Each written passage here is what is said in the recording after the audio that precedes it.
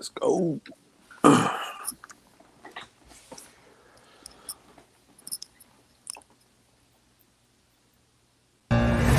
Slow up, no I don't take shit. I got no love for the fakeness. If you wanna play tough and wanna hate this, I'll always show up and make a statement. It's Wednesday night, and we all know what that means. Happy birthday to Daddy Ass. And now, take it away, Connor. Hey everyone, and welcome to the All Elite Zone podcast on YouTube and Twitch. We are here for our AEW Dynamite live reaction. Tonight should be a pretty good night. We got two championship matches. The AEW Women's Championships on the line. Karu Shida versus Willow Nightingale. We got a big announcement by Tony Khan. That's probably the most interrogating thing that stands out to me. MJF has 2 or 3 mystery partners tonight, so that's going to be interesting to see whoever his tag partners are. What else we got tonight? We got Orange Cassidy and Claudio. Yep. I forgot about that one. That's probably the match where that's probably the probably gonna be that might be the main event. I don't know. It's gonna be coming between MJF stuff and Cassidy and Claudio. One will probably start the show, and one of them's going to end the show. Yeah, I was about to say it's either going to be that, and more than likely, how often do we get Orange Cassidy's theme starting out the show? I know it seems like Tony Khan likes to run with that to start the show, so I wouldn't doubt that it's him and Claudio to start it, and the MJF stuff will probably be to end it. Mm-hmm. Yeah, I'm really curious to see who his tag partners are.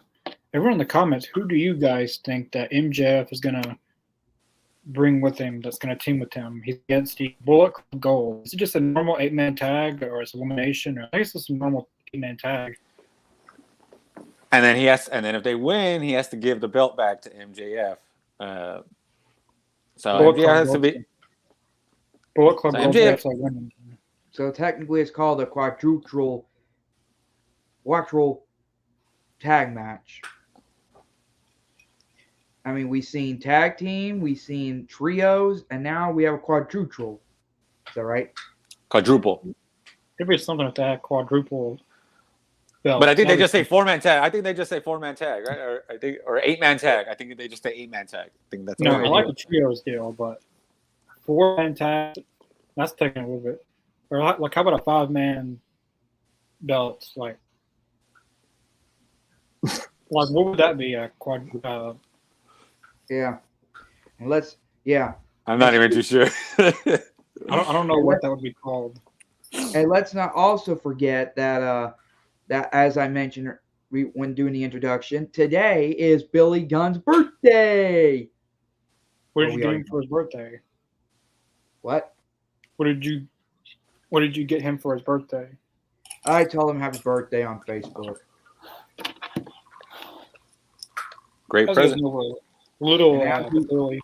As we said on, I believe it was Collision, we were going to be trying to get on here a little bit early. We weren't as early, but we're going to start trying to get on here a little bit early to communicate with you guys and kind of get y'all hyped. Let's all get in the mood here, so we got all in the mood. So, got to recap from last week.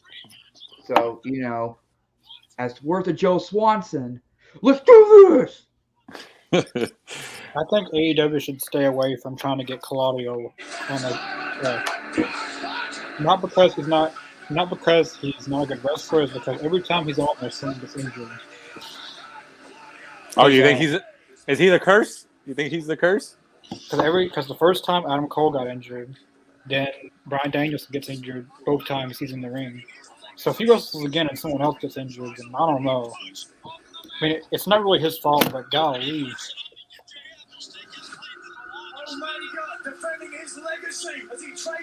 I think it's official that Bryan Danielson's out for the entire year.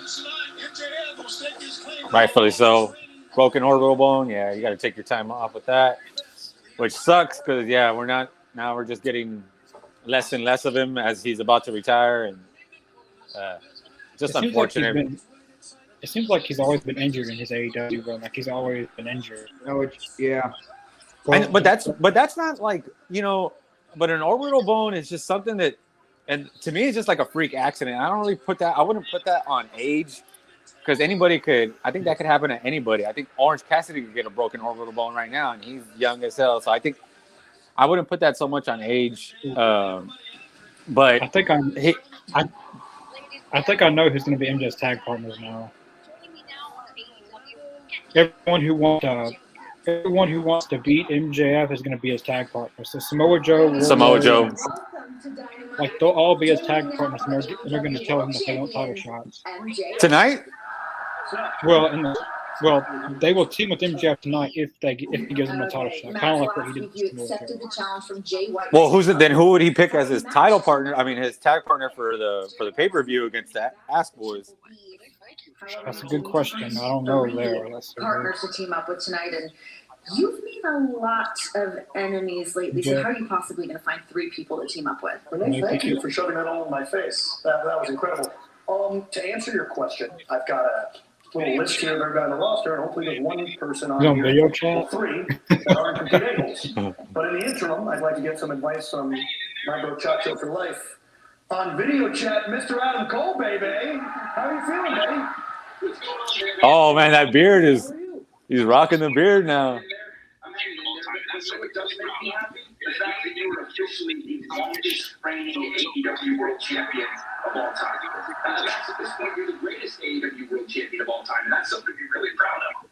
Yeah, and the only thing that kills me is I wish so badly I could be there right now. Because honestly, it feels like the entire world is gunning for you, and I know that feeling all too well.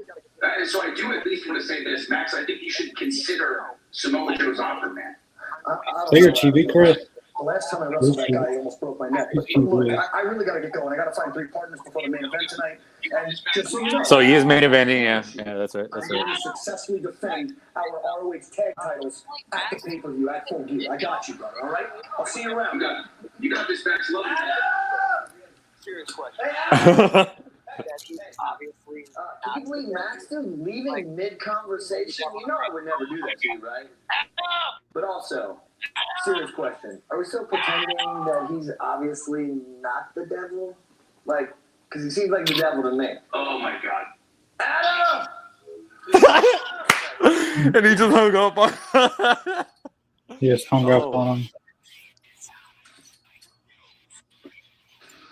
I love the all-in stuff on the intro. Whose TV is that? Well, anyway, all I can say is my first time back on the podcast since I think Friday the 20th of October, I'm guessing. Oh, they're at the KFC Yum Center. Oh, yeah, it's in Louisville, Kentucky. What a name for an arena. I've actually I haven't been inside, but I've been near. I've seen it close up. I haven't been inside. Yeah, you're right. Orange Cassidy always starts off at Dynamite. Sometimes this can get old after a while. Seriously, right? I mean, let's I do too. I love Orange. But yeah, this kind of gets old, right? I mean, it could get old after a while. Because it was like, how long was this going on? Because it was like every time he was defending the belt, that's how we were starting off. And it was like, oh, this is how we're starting off. That's why I could predict that crap, because this is the way they do it. Like, I like Orange Cassidy, but I'm kind of done with him being international champion. Like, I mean, like he had it for like what, a whole year almost, or like 300 days or something like that. Yeah. He held it for a while. I'm just kind of like when Moxley won it, it was supposed to be a brand new start, and then Moxley got hurt, and Phoenix wins, and Phoenix gets hurt, and then Orange Cassidy. I thought they should have kept the belt on Rey Fenix, and even though he's injured, they could have worked around it. Like, right? You didn't have to take it off of him right away. Yeah, there's no point in just like having to defend the belt every freaking week. Like, calm down, all right? Like, how many times there's ways around it. As like you said, there's ways around it, because I mean, Chris Statlander isn't defending the belt every single week. You know, Like they could have had Ray Phoenix beat Orange Cassidy, but Phoenix can do what the moves he does, but just not the whole freaking match. And then they could have had him wrestle like on Rampage against someone like Aaron Solo in a quick 5-7 minute match, stuff like that. And then yeah. for Full Gear, when Moxley gets cleared, they could do a triple threat if they wanted. Phoenix versus Orange Cassidy versus Moxley, and then have Moxley win it back. Then, I mean, there's no hate towards Orange Cassidy. I like Orange Cassidy, but golly, I mean, you can only take so much of one person after a while.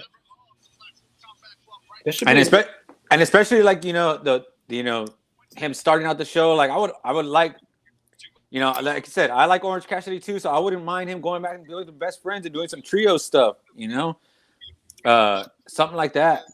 But just him with this belt, yeah, it's kind of played out already. Like we get it. He's good. We all like him, but Mox should have been running with this title right now. And I think that's super crazy because Mox would have had a hell of a run with that title too. If that was going to happen in Full Gear, it's going to be Moxley and Orange Cassidy. Moxley will probably win it back. Oh, go. Yeah.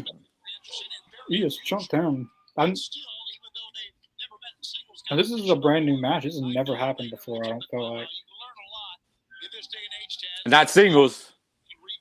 I think it's happened in like 6-man tags or tag matches. I wouldn't mind Claudio with the International Championship. He's never won. He's never won AEW gold. And I would be perfectly fine with that. Unless the only reason, right, is that they want Orange Cassidy versus Mox at Full Gear, like you said. Yeah. Damn. But I would love, yes, and that, you know what, you're absolutely right, Connor. Like, hell yeah, I want some. Let's get that AEW gold on Claudio. Claudio could have a hell of a run with that title too. It's so crazy, right? Because anybody in the Bullet Club, except for Willie, except for Yuta, I would be perfectly fine running with that gold. I mean, I could see Wheeler Yuta with it someday. Yeah, eventually. But like right now, give me Danielson, give me Claudio, give me Mox with that belt, and then having a badass title run with it.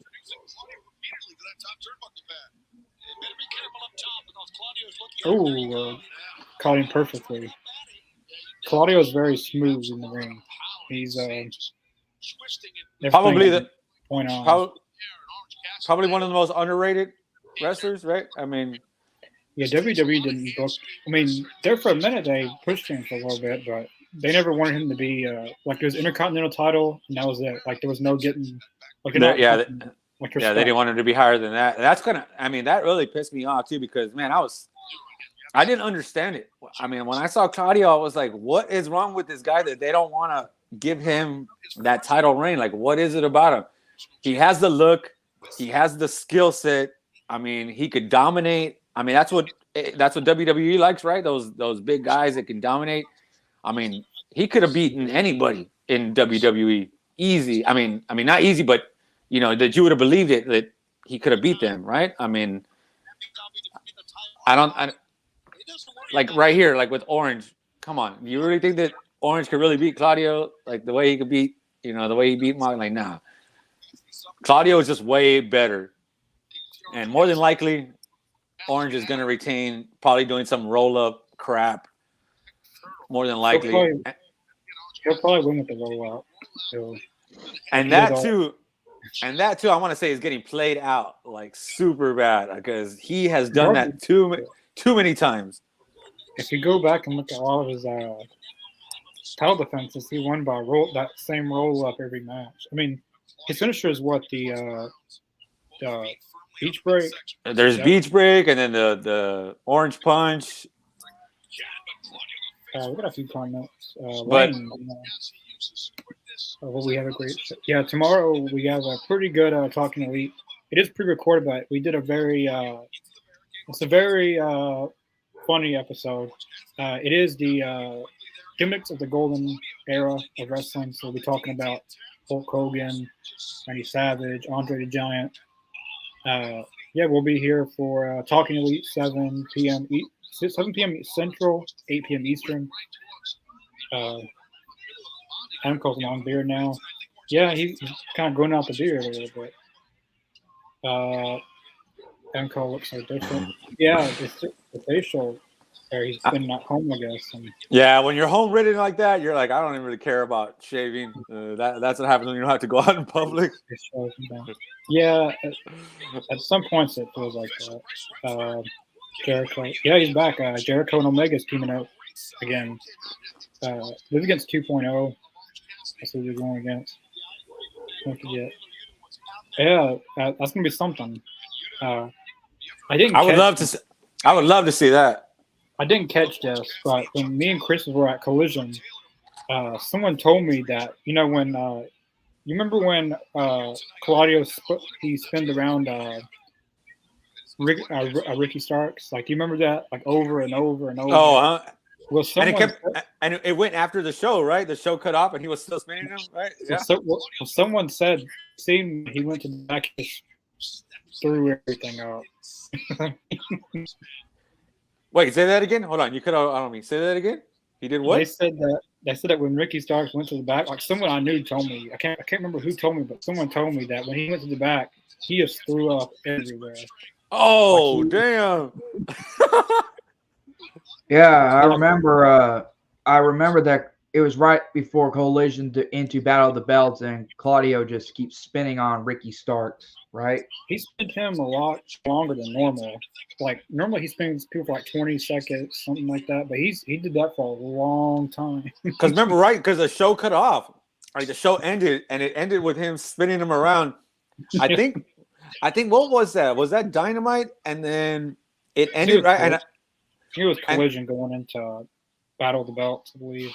That's what it was. Because the show, right? Because it continued on to Battle of the Belts, and then he was still like spinning them when Battle of the Belts started. That was hilarious, and that makes sense that somebody would throw up after seeing all that, because I know I would. I'm glad I didn't see that, because I don't want to. Cascade has come a long way. Yeah, at first he was a joke. People thought he was a joke, and he beat guys like Jericho. He's beaten Pac. He's beaten a lot of people in AEW. He's got the most wins in AEW right now, at 126. A two-time international champion. I look for him to eventually go for the TNT. Maybe one day him and Best Friends win the trios. Yeah, I like Orange Cassidy. He's not my favorite wrestler, but he's someone that I enjoy watching. Right, and we're not knocking Orange. We're just knocking the kind of just of the whole kind of getting repetitive type of deal. Yeah, because I mean I love Orange Cassidy. I love Orange Cassidy. I think he's awesome. But it's like and probably it's no fault to his own, right? Because Moxley got hurt, Ray Phoenix got hurt. And I think putting the belt back on him and then setting up him and Moxley for a rematch at Full Gear, would be something that we can look forward to. So it's kind of no knock on itself, but we're just being honest. We're just we're just being honest. That's the only thing. We're just being truthful here. We love Orange, Brando. We love Orange. All right. Don't think that we don't. I met Orange Cassidy twice. I met him during All Out 2020. No, All Out 2019. He was at the Starcast. I met him. He was very nice. But I met him again in 2020, this year in April, and he was one of the rudest wrestlers there. Seriously? And what about the autograph in Tupelo after the show? Yeah, he was nice then. I didn't really get to talk to him, but he signed my card. I went to. You can probably go back in our vlog, AEW and People in Mississippi. You got to sign the card. Chris took the pictures. I put him in the vlog, but it was kind of weird that. Look, he was nice the first time I met him. He was kind of rude the second time I met him, and he was kind of stuck up. And then he went to go take a picture with some of the legends, and he was all cool with them and stuff. And it was kind of weird that. Oh, that sucks. I got him to sign my figure, and he just kind of yanked it and signed it and pushed it back. And, I mean, people have bad days. Like, damn. I mean, he was nice the first time I met him, so I don't. Maybe he's having a bad day. I don't know. Yeah, that sucks. I would probably hate. I would probably shit on a wrestler after that. If they treated me like that, I'm like, you know what? Forget this guy. I hope he loses every single match. Yeah, he. I don't know if he was international champion at that time or not. I think Pac was still champion at that time. Where's Pat Buck? We were using hooks, kind of getting into it. They kicked him out of the building.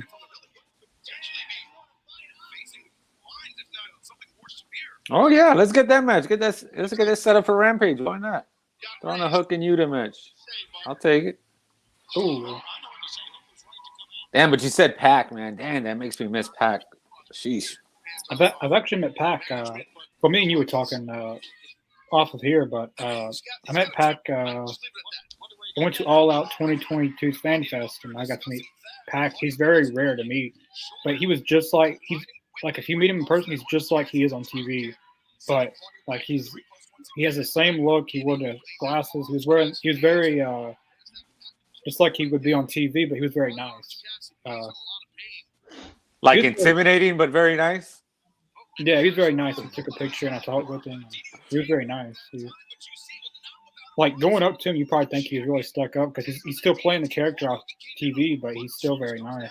That's what I'm saying. Like I would imagine that's pretty intimidating because Pac is like, he's pretty badass. So, like I know, like looking at him, like I know that dude would beat the crap out of me. And but yeah, that would be cool. He was just like all chill and all nice. If he's a heel, because at the time when I met him, he was a face trying to with Death Triangle, and he was a face and he was very nice. But I remember when he was when he first came to AEW, he was a heel. He acts the same way he does outside the ring. Oh, here we go. Yeah, he's getting swung around.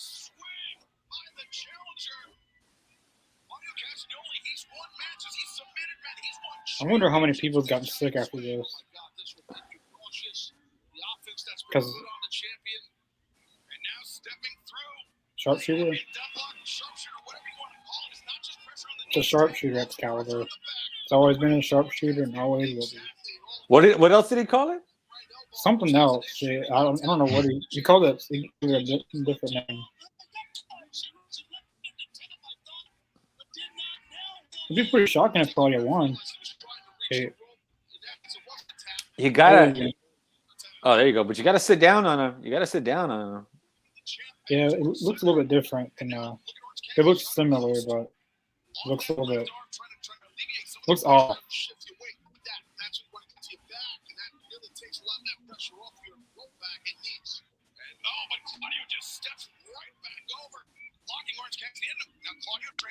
He's going for the FU. Oh, damn it.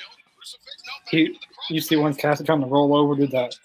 Trying to do a rollover. That's probably how he's going to win. So this is a pretty, that was uncomfortable. I'd like to see Claudio versus, Oh. Hey, isn't that like, it's almost sort of like Pac's submission, right? Yeah, I'd like to see Claudio and Pac. That would be different. Oh, yeah. I would love to see that.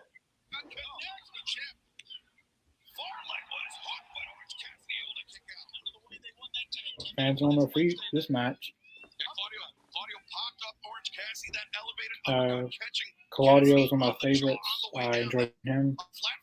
Yeah, I met Claudio, and he's very. I actually met him twice. Years ago, though. I think he got kind of jealous because Seth Rollins was my favorite wrestler at the time. And they were riding together, so everyone was trying to meet Seth Rollins, not him. Oh, that sucks. But after I met Seth Rollins, I went to him too. So. Dude, I have to imagine that's a pretty shitty feeling, right? Like, well, like after I met Seth Rollins, I went to well, he was Cesaro, but I went to him after. That's cool. kind of sound. I was probably the only fan to do that, but he was still one of my favorites too. Damn, that's a different kind of swing. Imagine him doing that, a sleeper hold doing a swing to it. Max or Jacob Freeman in the group chat. You should be getting ready to find your tag partners. Oh boy, not him again. I don't think we can help you find any tag partners. I mean, we're all in different states. I don't know if we can. You're going to have to find 3 people in Kentucky that's available to be tag team partners. Maybe reach out to CMFTR. Maybe they're in town.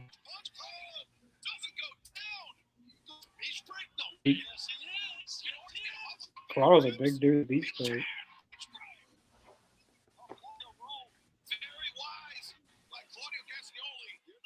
I think Chris got mad at that one.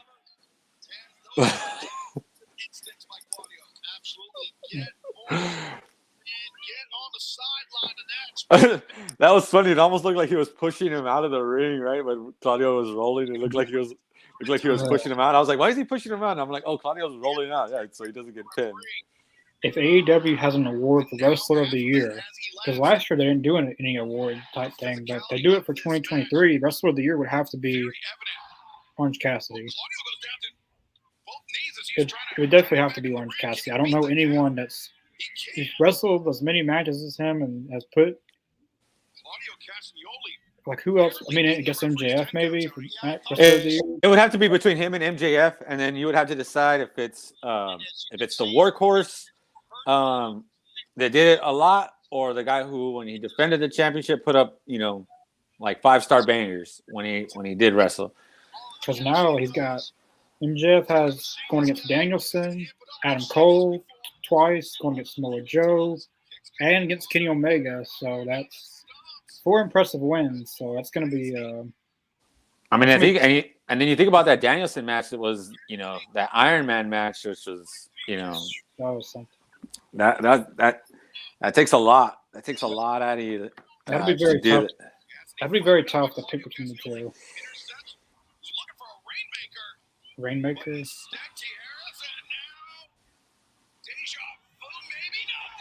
I don't know what that was. Excalibur called it the deja vu.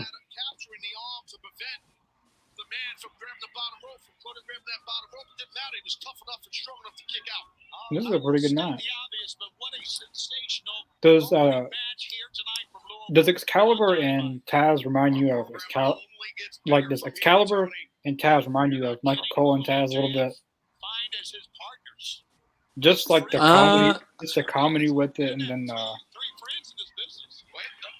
in a sense, yeah. But I will tell you that the one thing that I liked, and I remember when I started watching AEW, I would say, I was like, man, when you hear Michael Cole say oh, there we go, of course, yeah, we called it. yeah. One of the things that I would say about Excalibur is that he would call the moves, like, for instance, when somebody was going through the middle rope, right? What is it, a tope suicina, right? And I never heard that until I heard Excalibur say that. But then when I would hear Michael Cole, when somebody would go through, and there goes so-and-so through the middle rope, right? And I was like, that's so cheesy. Like, how does Michael Cole not been doing this for so long and not know what the wrestling move is called? But yet, Excalibur, there probably hasn't been doing it as long. He knows all the moves, and that, to me, that was like the one big difference. That I just liked the way it seemed like Excalibur knew his stuff. Like he was like a real, like, because he was a wrestler, right, or something like that. And, like Taz. Yeah. So he knew his move set, like how to call it. And that was the one thing that I didn't appreciate about Michael Cole. Like, oh, here comes Mox. Okay, I'm gonna stop for a second here.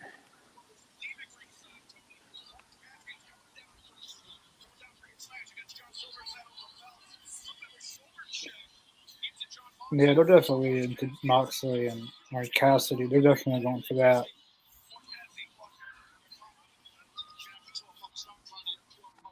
But Dan, look, I mean, and I'm not gonna lie. Okay, this is getting kind of, it's kind of getting played out because I'm tired of this. That I'm being able to predict this was the one thing that I loved about AEW before was that I couldn't predict it. Now it's super easy to predict. I think it's really just Orange Cassidy a little bit. Like everything that he does is really predictable. Like that's kind of made it so. Yeah, underwhelming, really. Yeah, absolutely, man. Like he lost a lot of that, let's say, juice that he had before. He had a lot of that. He had a lot of that juice, man, at the beginning, where you were just like, "Oh man, this dude's cool." Like, "Oh man, this is fun." Like sometimes he's nonchalant and he's cool about it, and then other times he would turn it on, and now it's just you. I mean, you kind of see it. I thought they need a restart with him. Like, use some different people to take to. I mean, maybe even a heel turn. Maybe he needs to do a heel turn too. Some kind of recharge or something. Like something needs to. They're waiting on everybody. Oh, man, he just kicked the crap out of the title.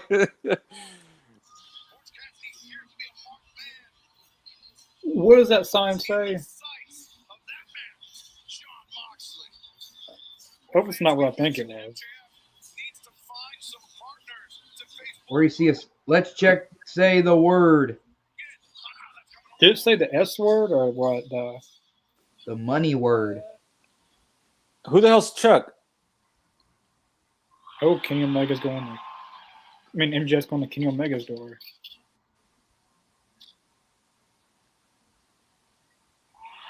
Chris Jericho answers. Oh, we haven't seen these two. Ronnie. Oh, he can't ask them. They're fighting tonight. Or he can't ask Kenny Omega. Kenny's already fighting. Jericho and MJF haven't confronted each other in a long time. Oh! What's this? Wardlow.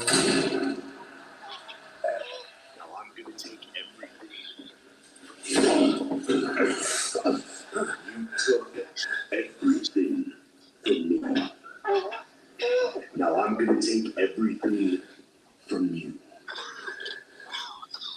When you least expect it.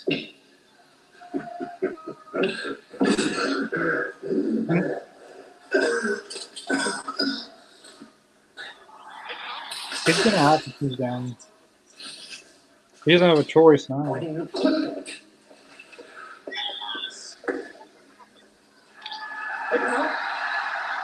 What's your team with us?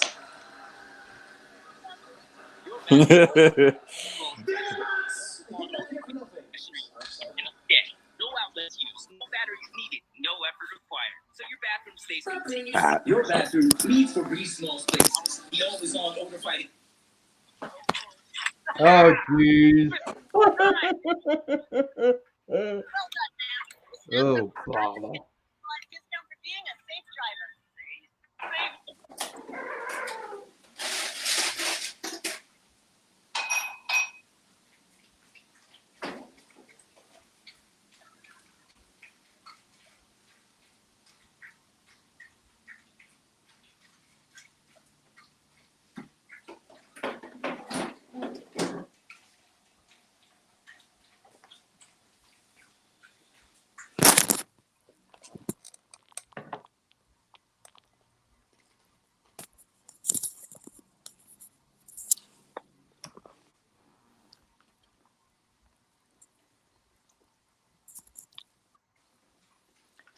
So I would have really liked for Samoa Joe to step in right there, right? That would have been pretty cool if Samoa Joe would have been there. Kind of gave Max that backup and say, hey, you want to go through him or you want him, you're going to have to go through me or something like that. Mm-hmm. That would have been pretty good. Derek, yeah,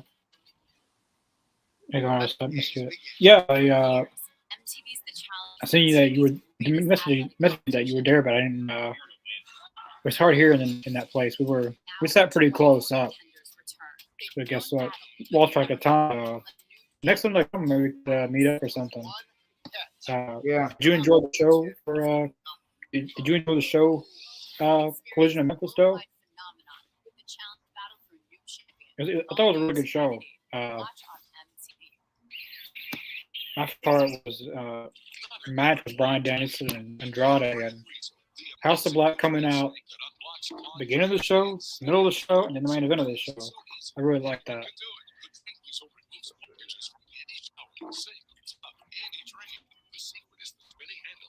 Hook wands that lock onto grime and remove it every time. Drain Weasel comes with refillable wands, and Drain Weasel has over 20,000 reviews. Available at these fine retailers. I was at the medium row, but yes, I did enjoy the show. It was really good. What was your favorite moment or match of the night? There, were you over? Yeah, I was there for the Ring of Honor matches they had after the Battle of the Belts. I stayed for the entire thing. I really liked Devon Dudley's sons were on Ring of Honor. TNT Day. I think it's were. twins. Who was that? Who moved those boxes? Or like whatever those things are. It wasn't him? No, someone moved them, and he didn't move them. But it's Devin. Daniel's going to make his return tonight. I showed you respect when nobody else would. I let you walk out on your own power in Chicago. Damn well, believe me, I did not have to do that. What do you think was going to happen, huh?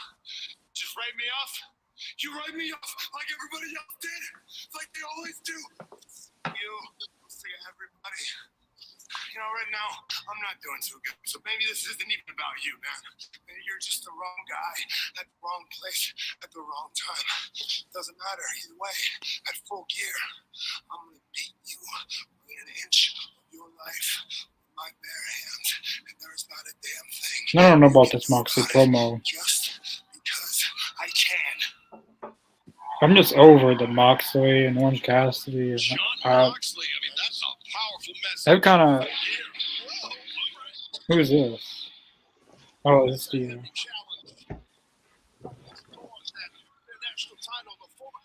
Is this the trio ROH? Yeah, this is Oh no. Brian Cage. It's great to see Brian Cage. He's one of my favorite wrestlers in AEW. They're probably going to lose tonight, but This is for the Ring of Honor trios? You mean the Ring of Honor 6-man tag? Yep. I don't even know why they have an ROH Weekly show if the title's never on there. Like the only title on there is the women's title. Because MJF and M. Cole aren't really on there. The 6-man champions are never on there. Is Shibata still I think Shibata's still the pure champion. He's on there off and on, but the world champion is Eddie Kingston, but he's been on there a few times, but I think it's going to be him and Jay Lethal at Final Battle, probably. Which sucks. Oh boy, here we go. I mean, Jay Lethal is an ROH original and stuff like that, but I feel like ROH needs its own roster, its own stars, needs its own identity. Here's a question in mind though. Where's Prince Nana and Swerve at? That's a good question. They're gonna cost the Elite tonight, probably.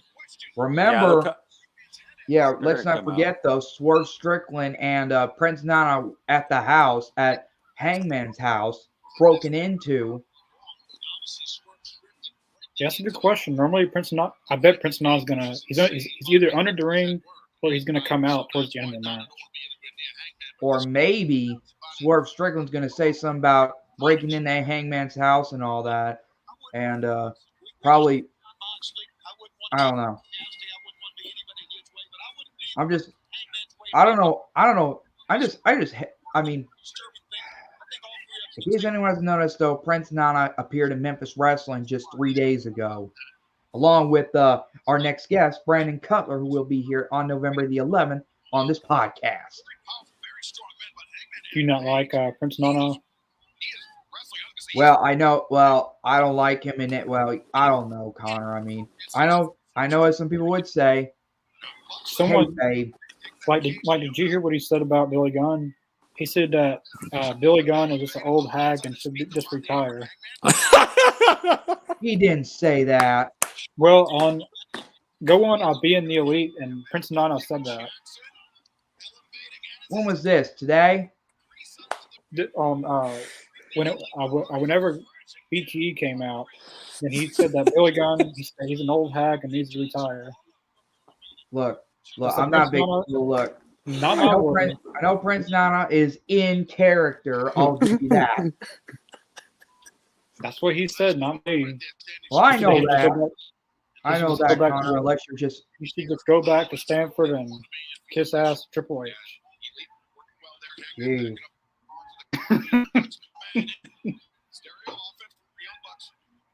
What is? Everyone has to take everything loosen up, and I have to take this seriously. Never mind. Let's change the subject, though, can we? Yeah. So we got what we got going here? That's a great 6-man tag, I think. Oh, something's going on? Oh, Swanton. That's pretty cool.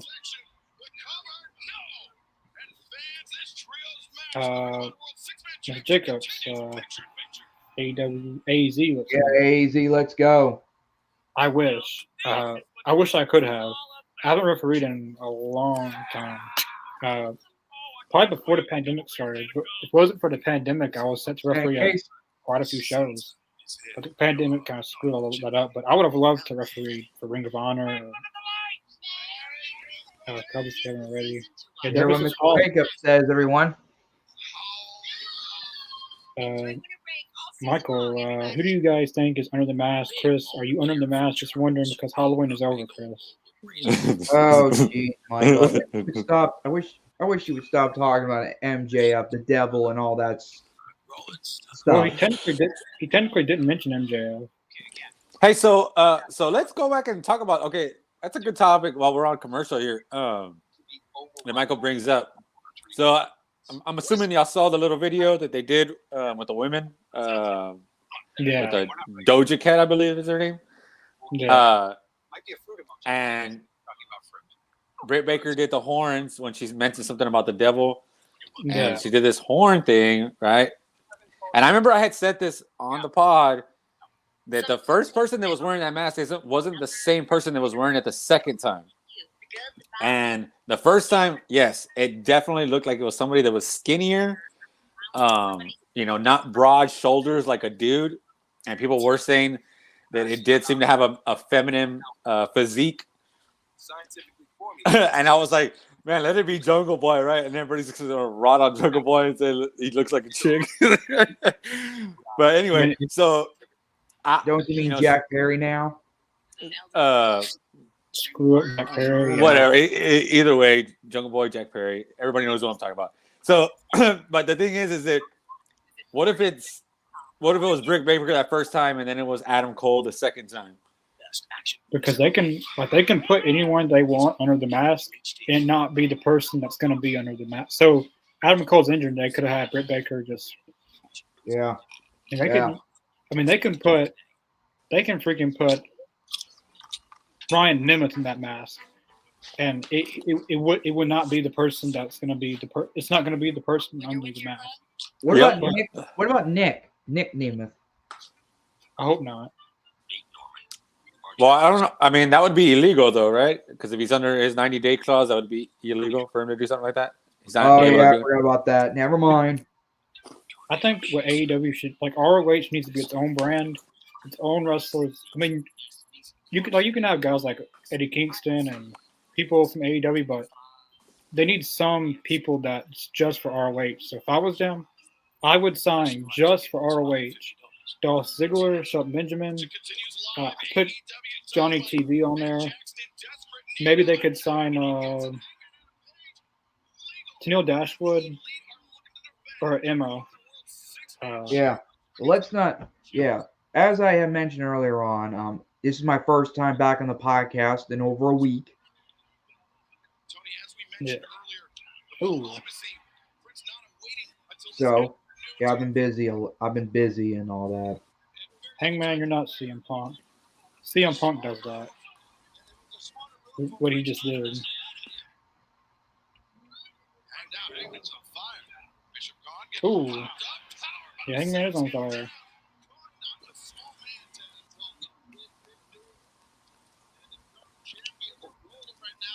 Going for the buckshot lariat. Yeah, but I think that's gonna be one thing that I think I'm gonna look forward to the most for Full Gear is who the hell's under that mask. Oh no! You called it, Chris. I knew it. There he is. There's Prince Nana.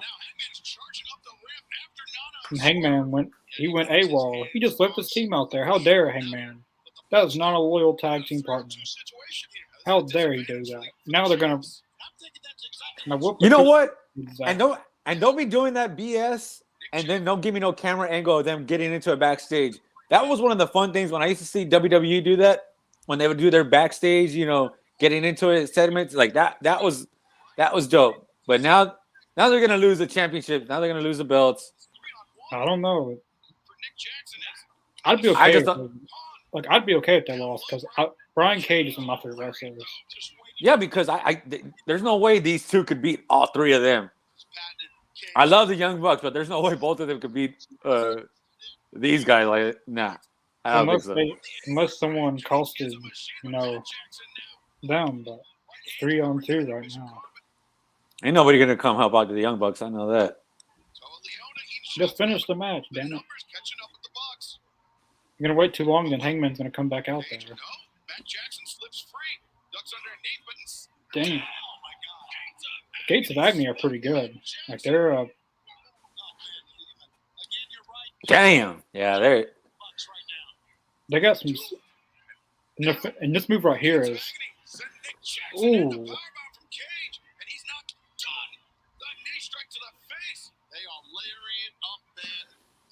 Damn. Yeah. Oh boy, you just spoiled it for me, Connor. But I'll give you a pass on it since Brian Cage got the titles back. I mean, I'm behind. I'm behind with you too, Chris. But I figured it was coming. So, like besides CM Punk, Brian Cage, and even Chris can testify to this that. But Brian Cage has been one of my favorite wrestlers for a long, long time. So it's great to see Brian Cage doing. Oh, here we go. You got your wish. You see. I see. Okay, now, yeah. If you didn't give me this, I was gonna be really pissed off because at least now I know. They've been doing that tonight really good. They did it with Orange Cassidy. I mean, Hook and Wheeler Yuta. Now they're doing it with. But so the only thing I'm talking about is when they chase them backstage. Like backstage segments are cool, but when they chase them backstage, I don't just want it to go blank and then we never hear anything about it. Like if you go backstage, you better tell me something because you just cost them boys the title, so you better show me something. Oh, Matt Jackson's kind of mad. Matt Jackson's throwing a temper tantrum. Oh no! Don't touch the ring girl. Don't touch the ring girl. I like her. Leave her alone. It'd be funny if he did it. That'd be so bad. Who is the ringing out? Who is the? No, Justin Roberts is Dynamite. No. The ring girl. She just does the ring thing. She just taps the ring thing, the ring bell. Oh, I see. Yeah, that would be pretty bad if he hit her. Yeah, because she's super cute. Don't touch her. That was a pretty good match. That was pretty decent. So now this is going to lead to something, right? Now they're going to be pissed off at Hangman. Obviously, they're going to be pissed off at Hangman. Yeah, they're going to be. I agree with. I don't know if the Young Bucks are going to be mad at Paige, or I don't know. I mean, Swerve Strickland's the one who started all this in the first place by going into another man's home. Another man's family home. Home invasion. You know what I think? I think they should suspend Prince Nana for this. Prince Nana didn't do anything. Prince Nana wasn't going to be in the manager. He always trying to get what he needs in order to win the belts. along with George Strickland, that no good leader. All Prince Nana did was eat some. All Prince Nana did was just eat some chocolate-covered berries that he loves.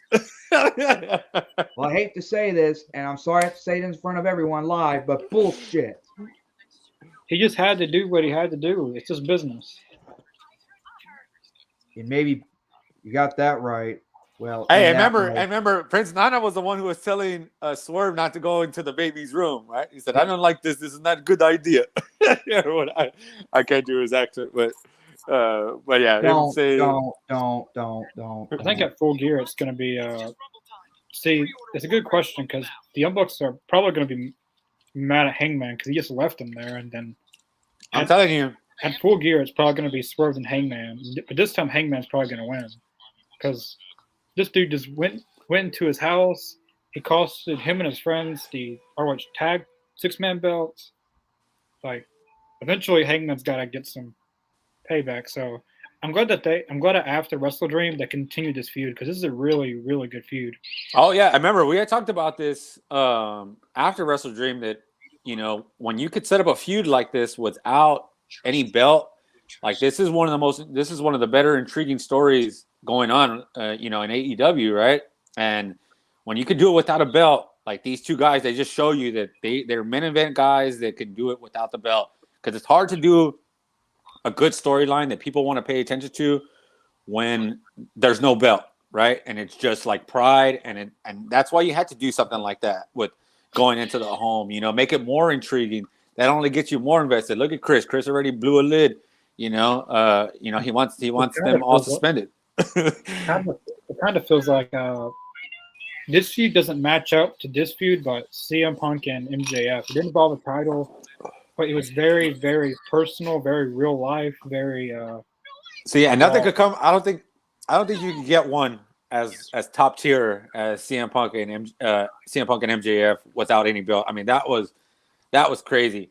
I mean, the best thing, right, was when MJF came out and started telling him all this, give him this sob story, make him CM Punk try to make him feel sorry for him. Oh, we got something. Hold on, let's pause that. That's Samoa Joe. Darby. What is he doing? He's writing on it. I was gonna put emo. Oh no, he just put an X. Oh. Emo bit. They claim they're kind of stalkers at this point. They follow him everywhere. He's gonna pick them, right? I mean, everybody else is gonna say no, and then he's gonna go. He's gonna have no choice but Tony Schiavone. This is Tony Khan's announcement.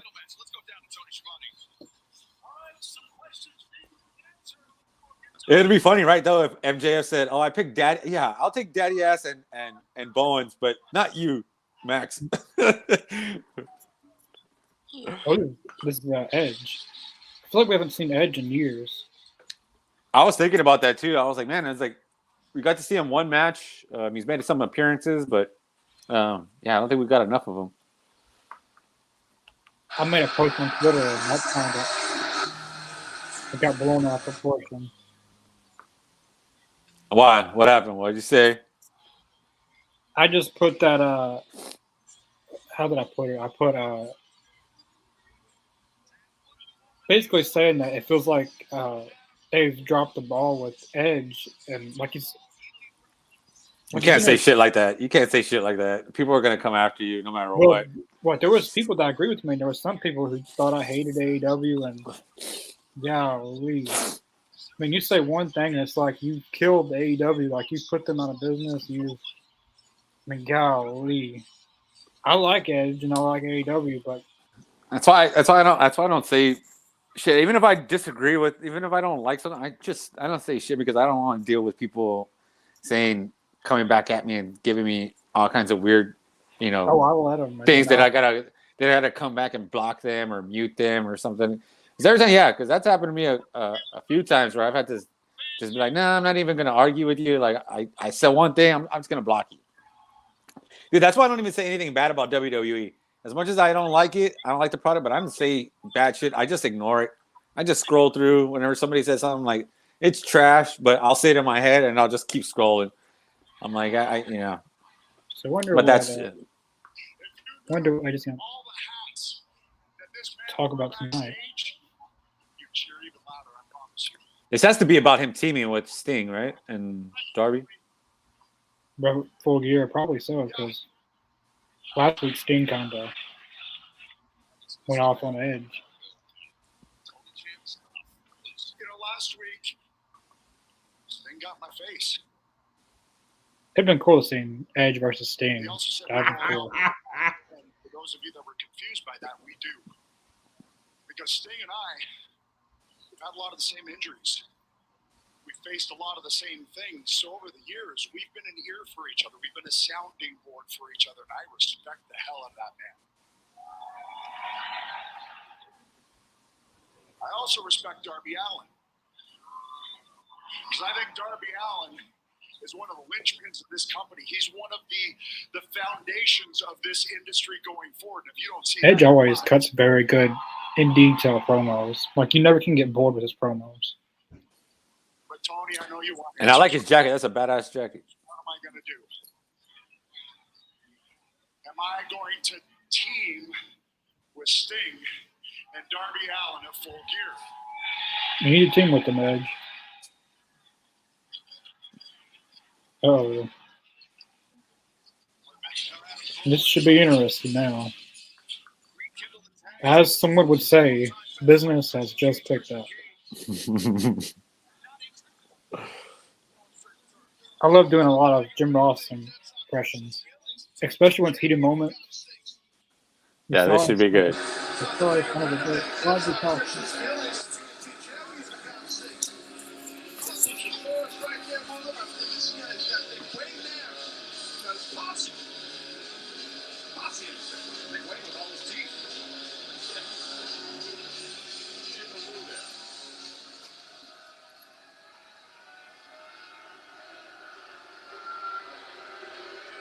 Oh God.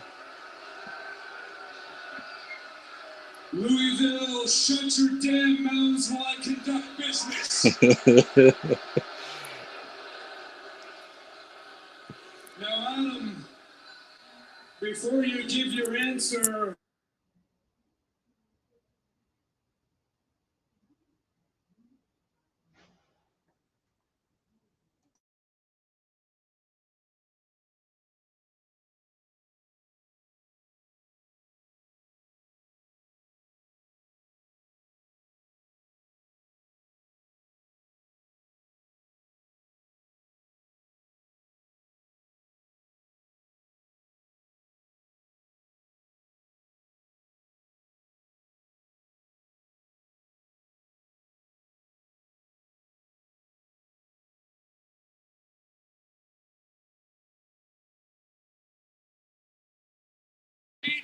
for this retail of yours to turn into a nightmare. So I'm going to go ahead and suggest that you back He's willing to down retire Sting before it's even Revolution.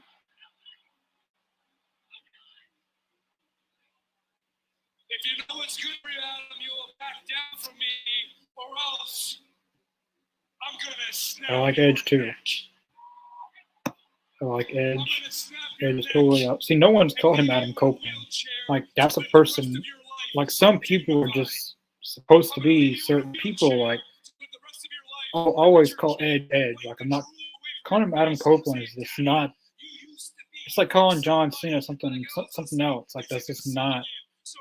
It's just not supposed to be. Some people are meant to be certain people. What's the question after this segment? I just having to go after Nick Wayne and Luchasaurus. He's outnumbered, but he got both of them. I look behind you, though.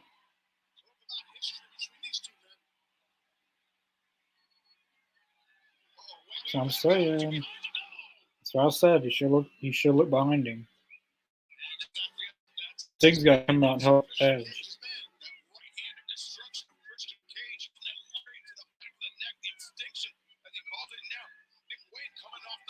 Ooh, cutter.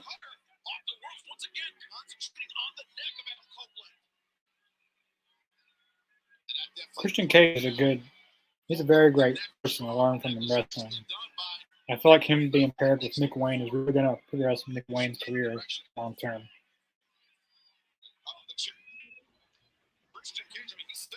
Someone's going to come back. Darby, Sting.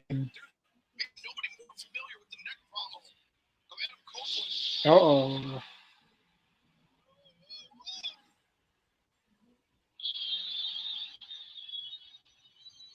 And business has picked up again. Ooh. Is that really Sting? It doesn't look like Sting. Looks a little different. Oh, here comes Darby. That doesn't look like Sting. Yeah, I know that doesn't look like Sting to me either. I don't think that's Sting. I turn around. You got a beard or something? Christian Cage fixing to get speared if he.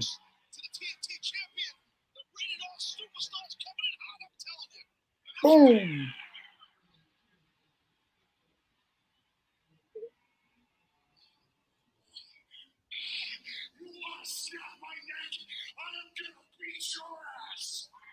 He accepted it, I guess.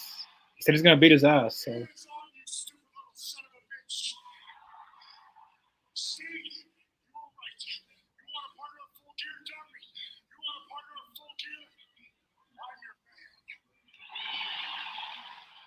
I think Sting has different face. He has face paint.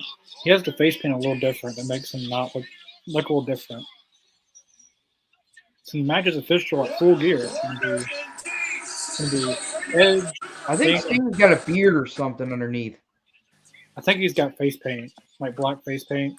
And there's whereas if he had a beard, it would be. Or maybe he does have a beard. I don't know. But he's got his face a little closer. He's got his face paint a little different tonight. Oh yeah, it rubbed off on his neck. That's what it is. The paint is rubbed off on his neck. But it's official. Edge, Sting, and Darby versus Christian Cage, Nick Wayne, and Luchasaurus. I'm looking Hope forward. the match will be no disqualification. I would love to see that. Christian Edge just speared Christian Cage. Is it a no DQ or? They didn't say anything about that, right? I'm guessing it's a normal 6-man match. Oh.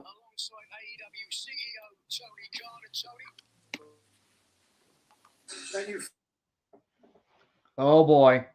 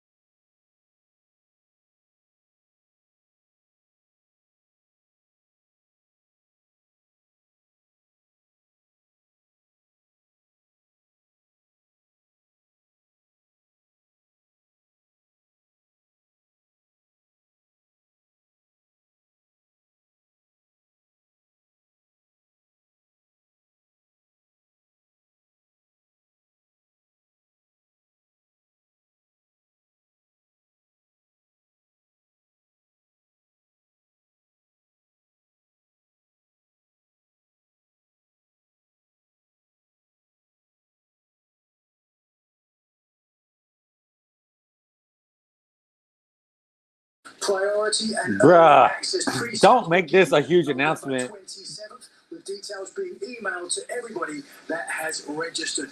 Like you said, Sony, this past summer, All in London made history, setting the all-time pro wrestling paid attendance record with 81,035 tickets. Can't we just say that it's a Europe audience thing or something, or something exciting for the Europe audience? Like, where legacies will be made and destroyed.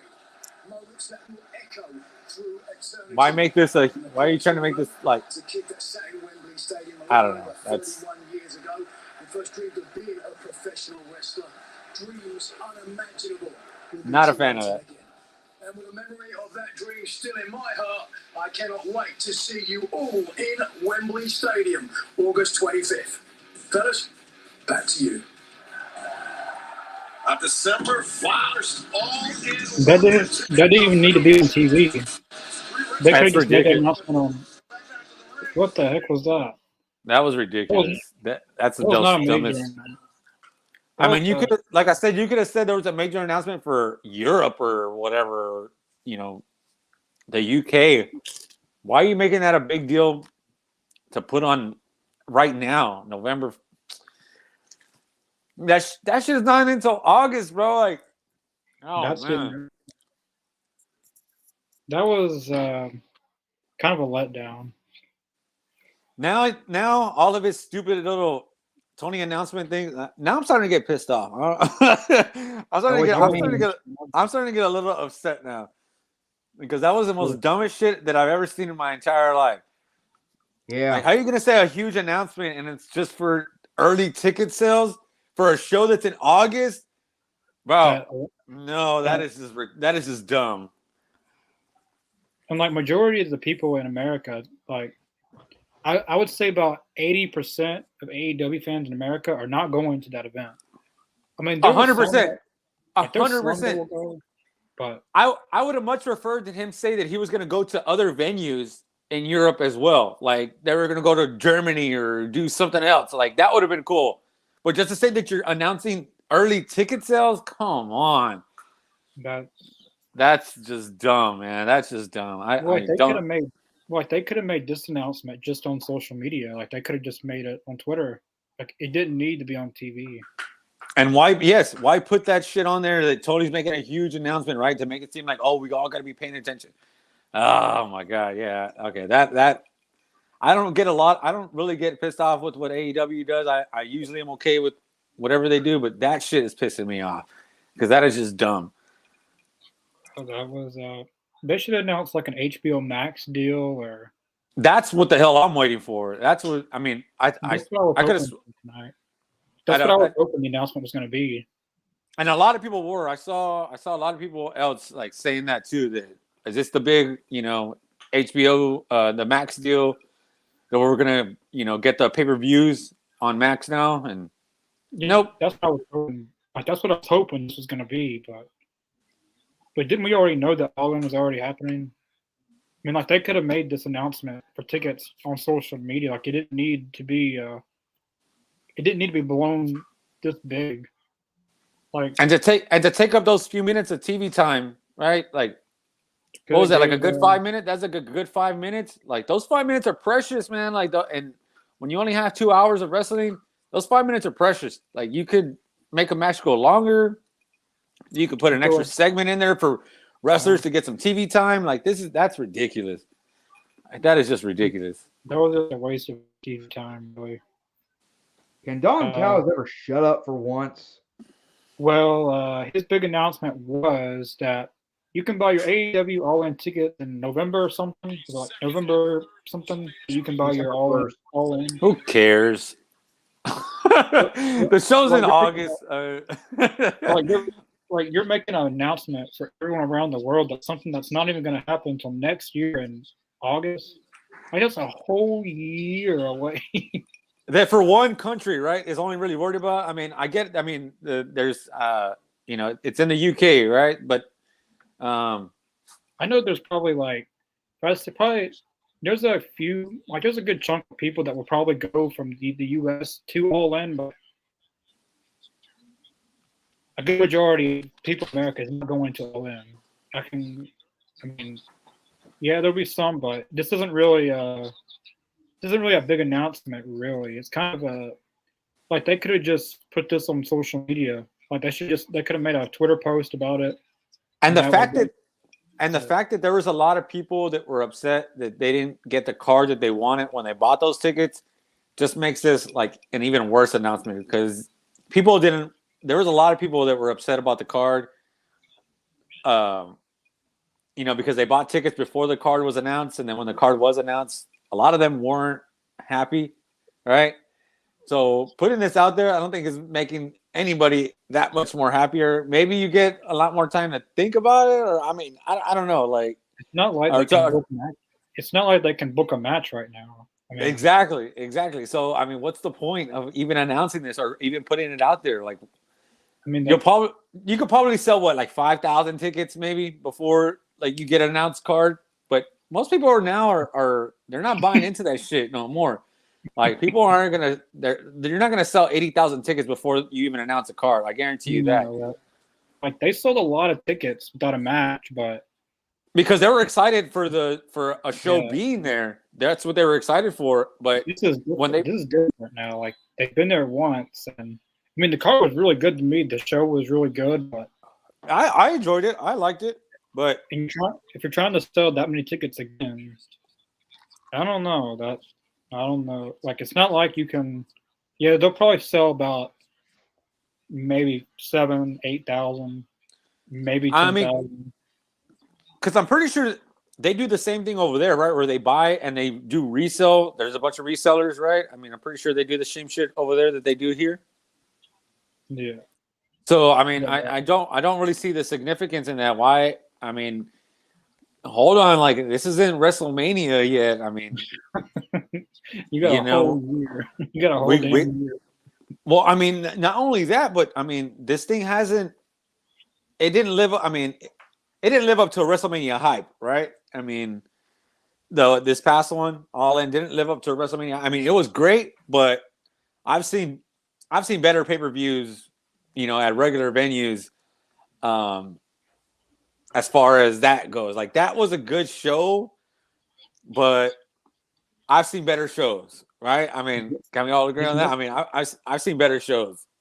And just next time around, they're not going to have CM Punk or Sting All In next time. I don't know if I guess Bryan Danielson would still be in AEW then. I guess he would still be there. That could be his final match there. Maybe they could pull something like that. Maybe you get Mercedes. Maybe you get Mercedes. Like that was just a waste of TV time tonight. Like they could have put something. They could have done something more valuable at that time. Like if they're that desperate to get ratings, like if that's all you could come up with I would not even have just like they could have just done this on Twitter and they could have put that whole video on Twitter and not be that. Like it didn't have to be on TV. Yeah, you want to sell tickets, you want to promote and stuff, but the show's 10 months from now. Like what?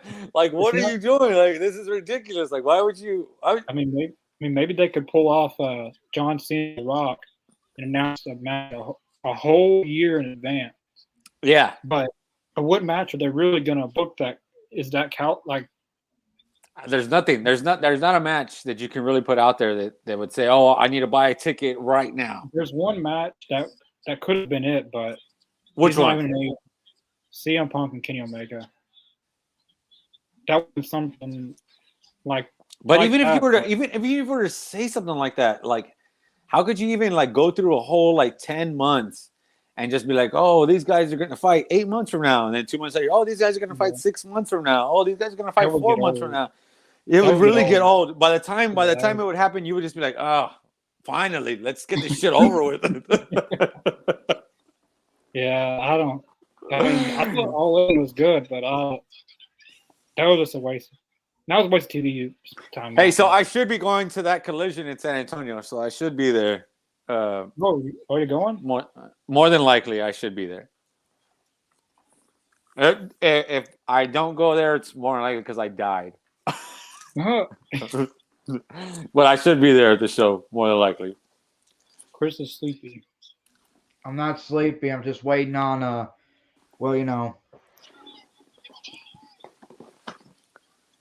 On what? Oh, Billy Gunn? No. I don't know.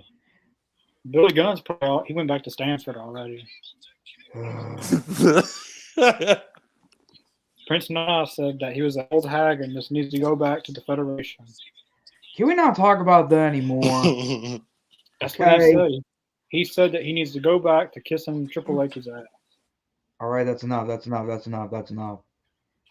Oh, that was a good Judas effect. Chris Jericho finally picked. Like Chris Jericho's losing a lot here recently, so he really needed that win. Yeah, and of course he has to pick up the win against his old buddies. What a trash act. Is that a class act, trash act? That was pretty good. I just came up with that right on the dime. Who the hell's that other guy? Who is that guy behind Don Callis? What is that, like a security guard? Kyle Fletcher. No, That's it's Kyle not. Kyle Fletcher. He's No, really gotten it's big not. over there. Yeah, it is. I thought Kyle Fletcher. I thought he didn't like them. I guess he joined them overnight. I really don't want to see Will Ospreay in that group. If he signs to AEW, I don't want to see him with the Don Callis family. Absolutely freaking not. Hell no. Hell no. For that, he might as well go to WWE. Just go to WWE for all that. I'd rather see Will Ospreay with Aussie Open and do the United Empire, just them three together. Yes, do that shit, and then get more guys to join the United Emperor. The way they got Cobb and TJP. Yeah, do it that way. Get more guys to join. I'd like to see the United Empire. I can't believe Drew Fletcher joined them, man. I'm pissed off now. Now AEW center really pissed me off. See what you did to me, Connor? I'm already now I'm in this negative state now.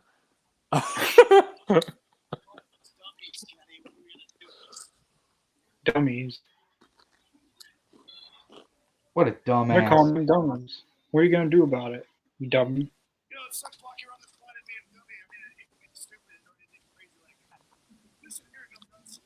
Numbnuts. The magic word. Do you want a street fight? None of this was ever about playing by the rules. None of this was about winning matches. It was all about hurting me. It was all about hurting Chris. All why? Not for your family. It was all for you. So you want a street fight? Yeah. Street fight. Street fight. But we're not going to accept it alone. I've got someone that's Whoever said anything about a street fight? side. Kenny Omega. You want to bring your Don Callis never brought it up, but we've got an extra spot.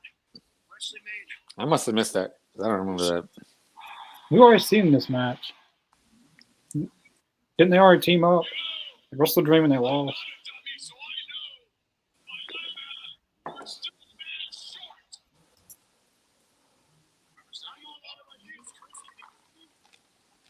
Chris Jericho was talking about someone. I look at Will Hobbs right here. The man annihilated me a few weeks ago. And I said, Don, I think I know who's coming to AEW. this is a big, big man. He was in a few movies. He's wrestled a little bit.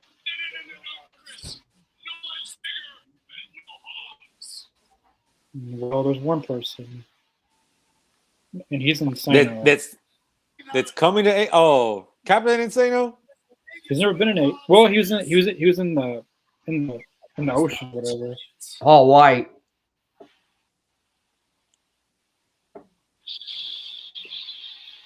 Oh shoot! Yeah, Hobbs, you're out. Hobbs, you're screwed now. Hobbs, you might as well just retire early. See, I'm not mad at this. I'm not mad at this at all. I'm okay with this. I do not mind. Hobbs should just forfeit. Because, damn. They just Fletcher crazy there. Damn. Oh shit!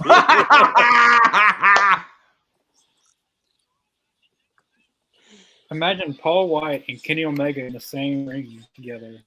Not just But here's another question though. Paul White still got the hip replacement surgery.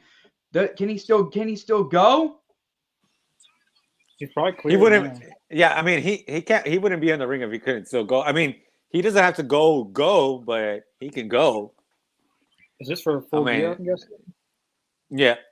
I would have to just be for full gear, one time. I was hoping, and then he'll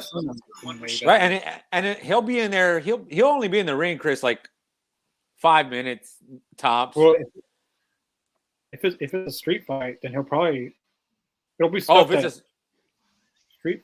It'll probably be stuff that he because street fight you can do anything, so you don't really have to do like a whole lot of.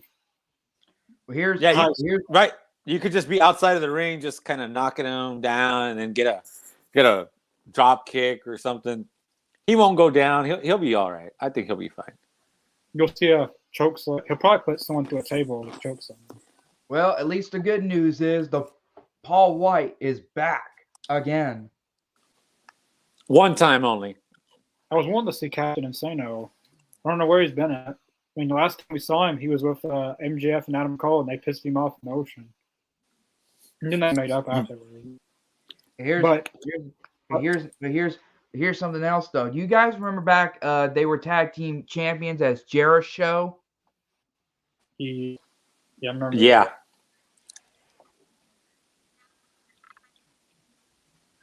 But Paul White Let's go. fight. Well, this would be his 5th match in AEW. Paul White. He hasn't Did had we a get to pay-per-view match. Did we It's get not around to a the? My bad, Connor. My bad. Go ahead. But I just want to say we can get around to some of the. If anybody has questions or comments or whatever. Oh, sorry about that. Phone wants to keep falling down.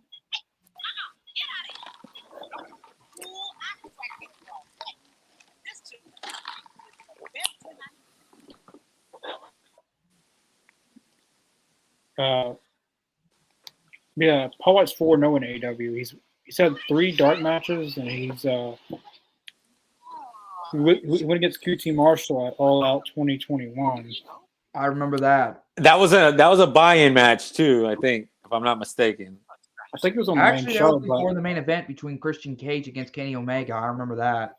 so like they had a really good match before it. Then everyone was like, was kind of tired, and like they. What just happened? What did you do, Chris? I didn't do nothing. I didn't press nothing. Someone did something. I didn't press nothing. Hey, we're moving around like little puzzle pieces here. I'm not moving anyone around, and the only person that's moving around is him. Who's him? Me? I'm saying I don't have any control over anything. I'm just sitting here. Oh boy. Well, but hey, so any comments or anything, Connor? We can talk about. Come on, guys, send in some questions or let us know what you're thinking. Yeah, Paul White. You excited to see that? You excited to see the match? Chris, there's a special spot open for you, Chris.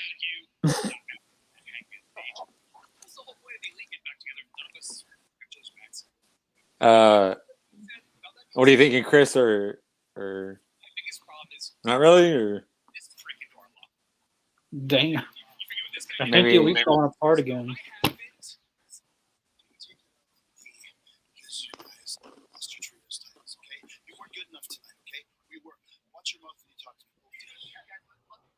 Hey, Chris, just think of it as like an enemy of my enemy thing. Look, he is aligned with us against the Don Callis family. Okay? And then they'll cut from the same cloth that you know he's going to screw you over just done. Hey, enjoy our locker room. Clean up when you're done, okay, guys? All right.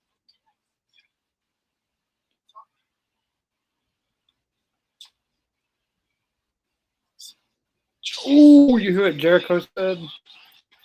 Oh, did you hear what Jericho? uh-oh. Did you hear what Jericho said? He said, "You stupid Mark."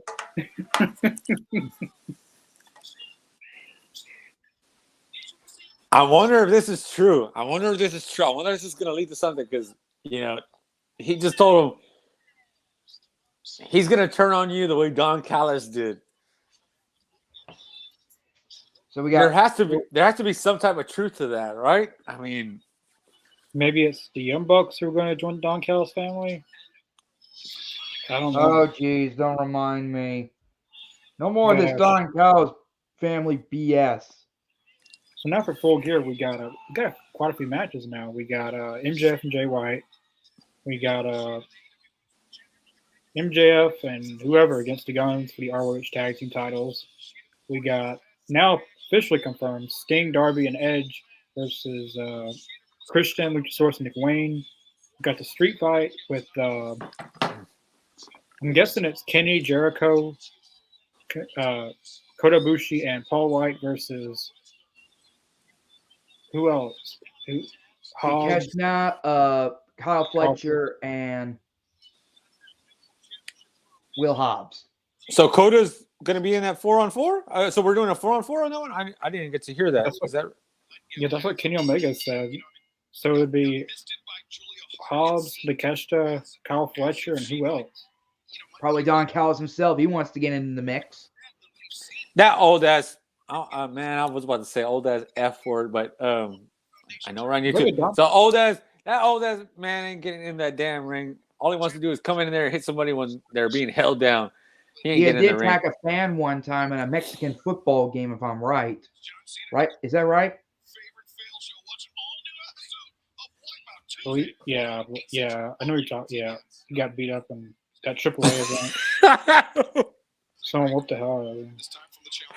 Oh yeah, that's right. Don Callis, not no, Don yeah, Callis no, that, no one. yeah, no, that's right. He got Don Callis got beat up. Yeah, he got attacked when Takeshita went out there to try to beat Kenny Omega. Yeah, that's right. Well, according to the video I watched, after the fan got attacked or fan tried to attack Don Callis strike back by kicking him at least 3 or 4 times, then walked out. Yeah, he ain't hitting nobody real with those Gucci shoes that he wears on. He ain't trying to mess those things up. He gave him a little slight tap. Just he give him a little tickle. Oh, father. He gave him a little tickle. Hey, but this women's match, I think is gonna be really good here. I need to see Willow put on a really good show here. Devin says Sheeta versus Storm is also happening, I think. Yeah, because they said that Toni Storm will be going for the women's title at Full Gear, and she's the champion right now. And when Sheeta won on Collision, Toni Storm came out, and so it's probably going to be them too. I don't think it's confirmed right officially, but it's probably going to happen a bit. All right, so something I've been wanting to talk about too is the women's stuff. We happen to see what Mariah had put out yesterday. Mariah May, who just left Stardom, she's pretty much a free agent, and it's been well done. It looks like she's coming to AEW, and she put out a big show, big video package thing that says that her thing was coming out today, and it was called The Portrait of a Wrestler, right? So, Portrait of a Wrestler. Toni Storm? No. Portrait of a thing with Toni Storm, and she's supposed to be teaming with Toni Storm. This has been the whole lead up to this thing, and it said that she was supposed to be doing this today, right? So and everybody was like, "Oh, you're doing this on a Wednesday on a Dynamite, and you're putting out Portrait of a Wrestler when Toni Stormer has the what is it, Chris? Portrait of a what with Toni Storm?"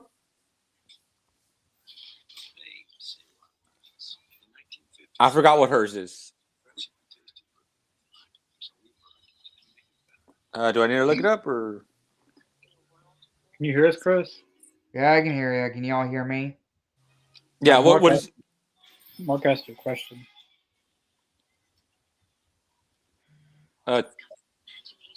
Yeah, I can hear you. I was just, I'm just watching commercials and all that. Yeah, but Toni Storm's thing was Portrait of a what? Portrait of a... Portrait of what? Portrait of a woman? Oh, God. Never mind. I'll figure it out. I'll look it up. Never mind, then. I don't want to cause any trouble. We're calling. I'll have to look it up here. Please. But don't.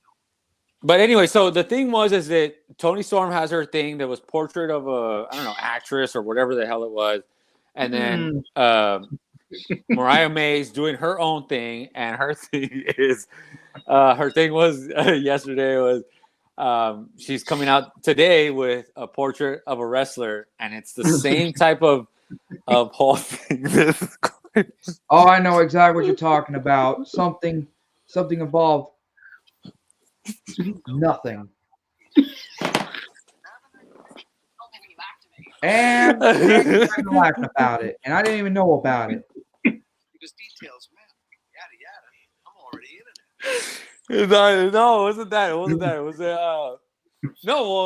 no, because you had said it. I thought you had said it, and that's why I went back to you and said, "Hey, what was it?" Because I forgot what Toni Storm's thing was, but Mariah May things was portrait of a thing. So it was like, okay, everybody has been talking about like they're going to be together now, right? Because it's a portrait of a wrestler, and then I don't.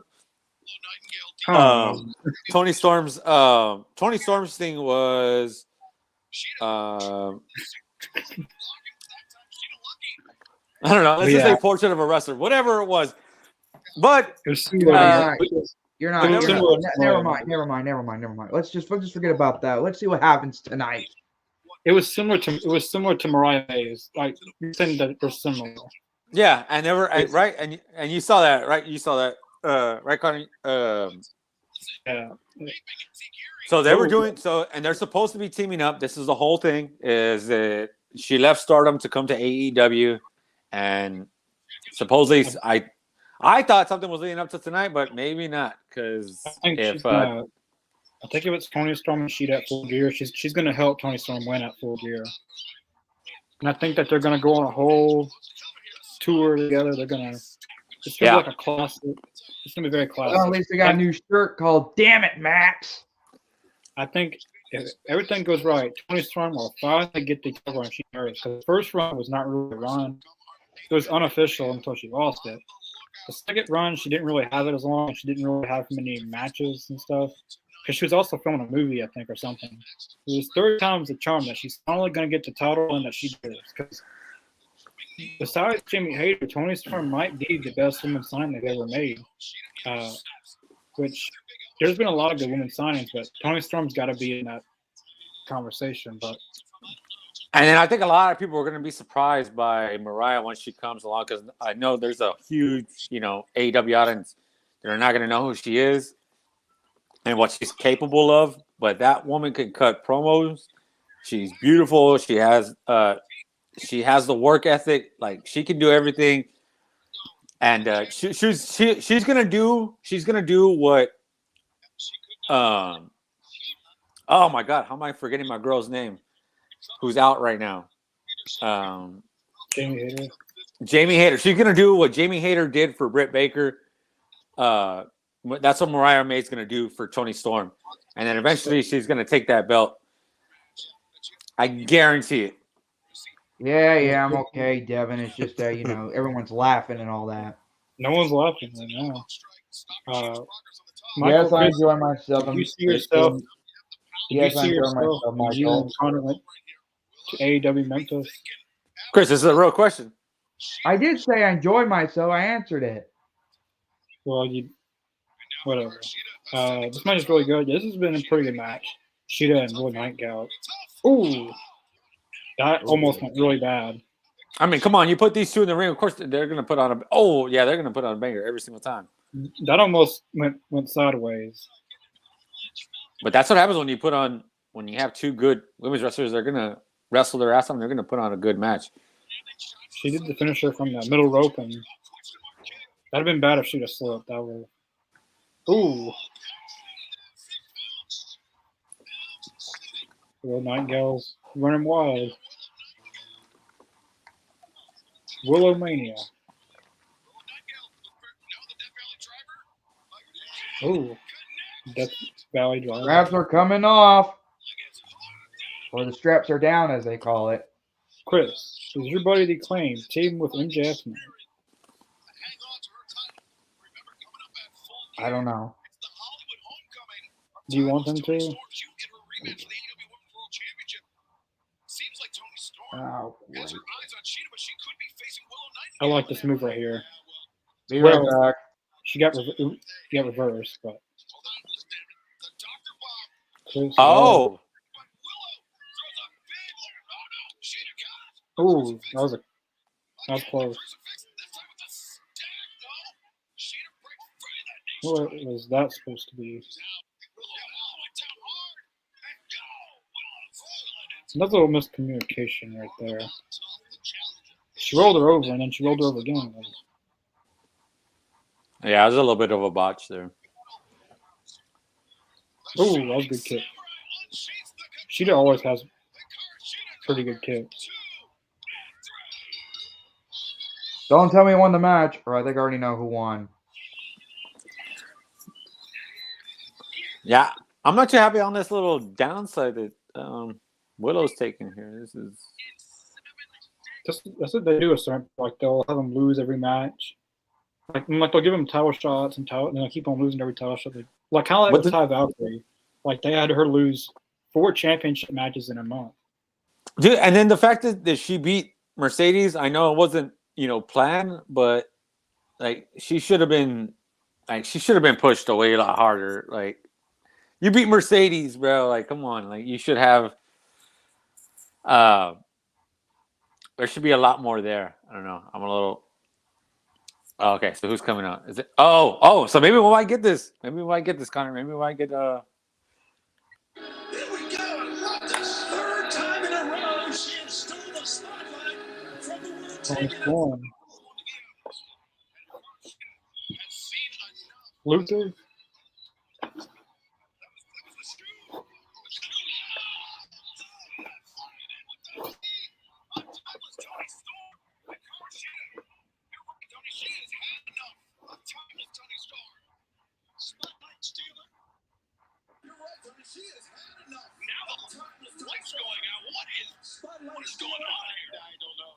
Lights went out.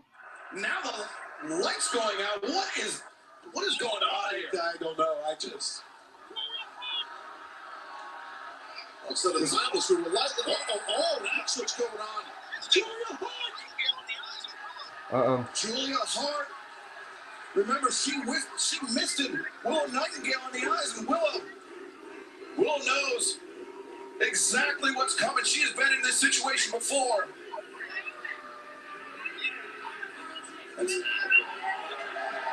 Julia offering her hand. I mean, be careful. Yeah, Kenny. Willow, be careful.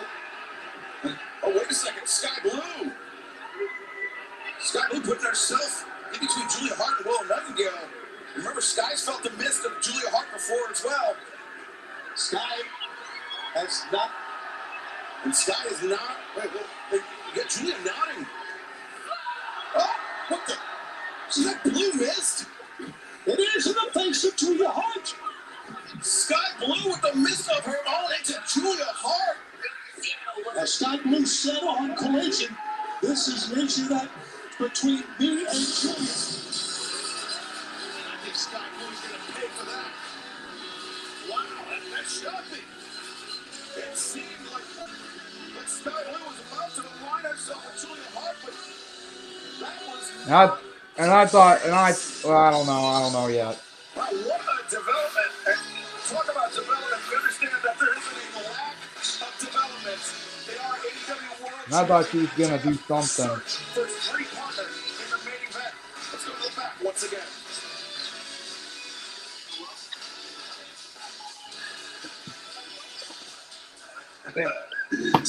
I'll be right back.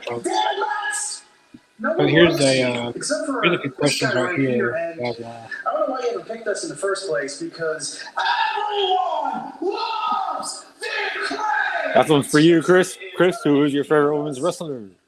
It's just under 2 conditions. You got to scissor us and just wear what's in this bag,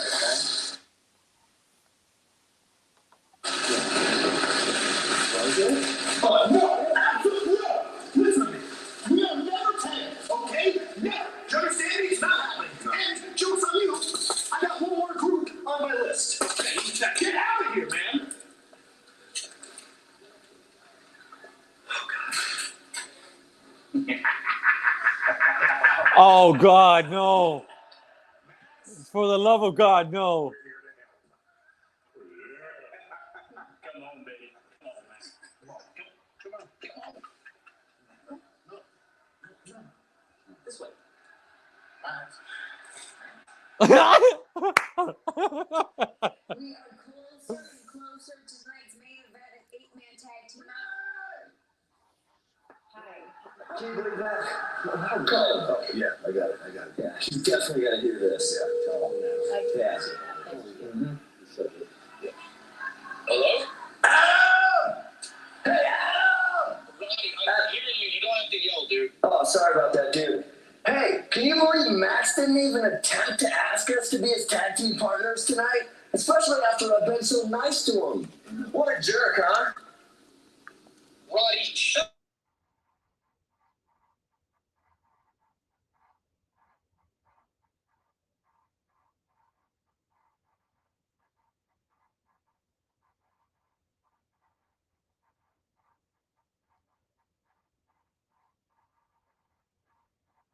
Oh boy. Everyone's left. You know what? I'm out.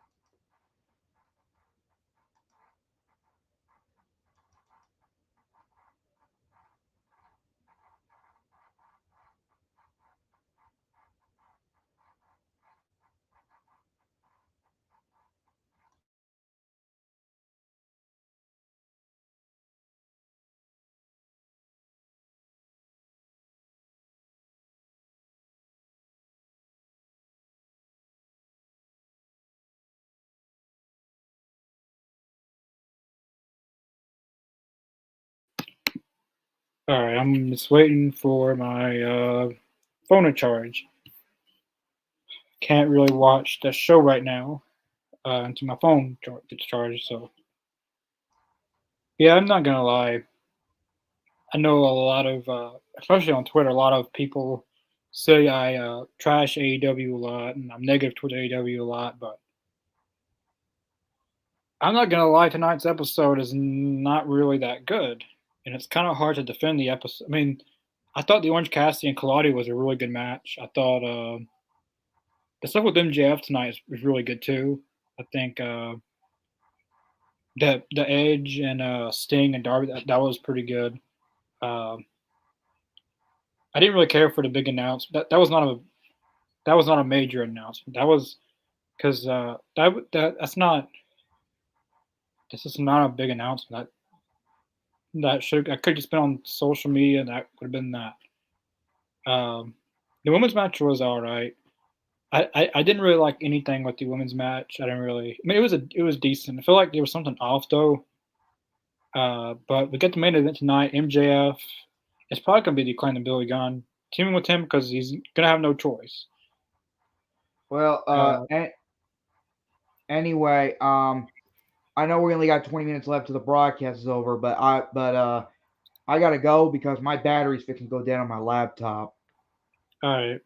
So anyway, bye. That's Chris for you.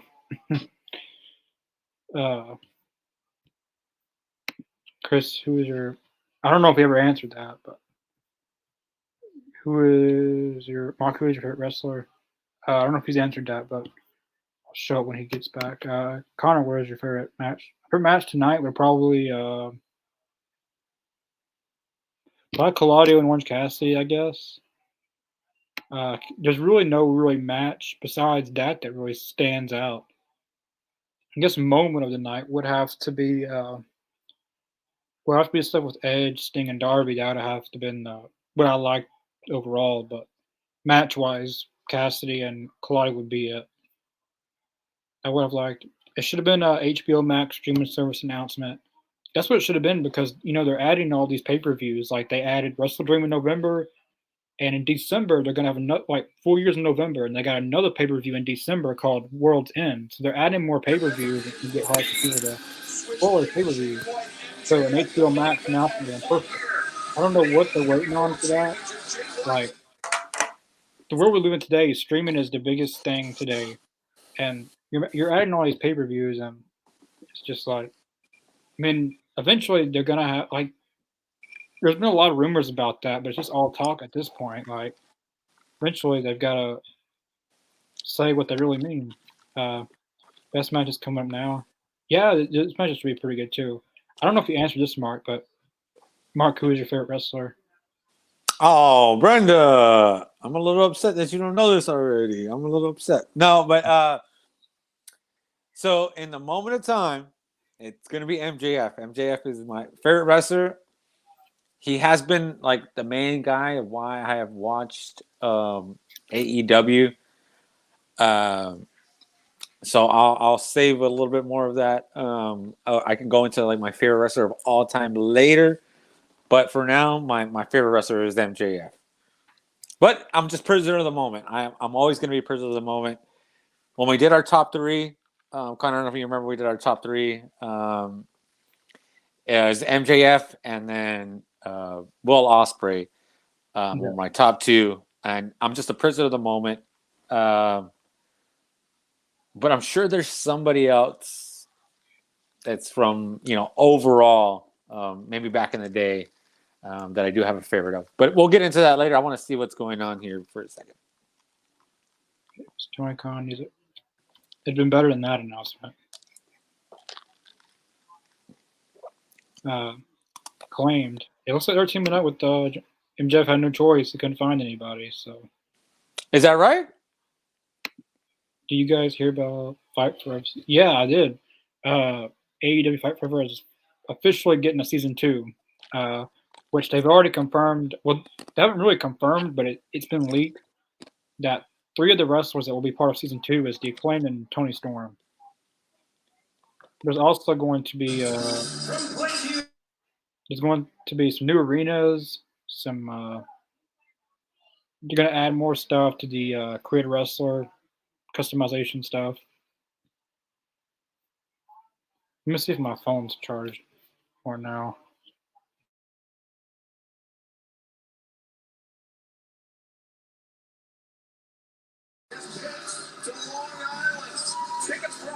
So I stepped out for a second, guys. I didn't see. I saw when Jeff Jarrett and Jay Lethal and them came out.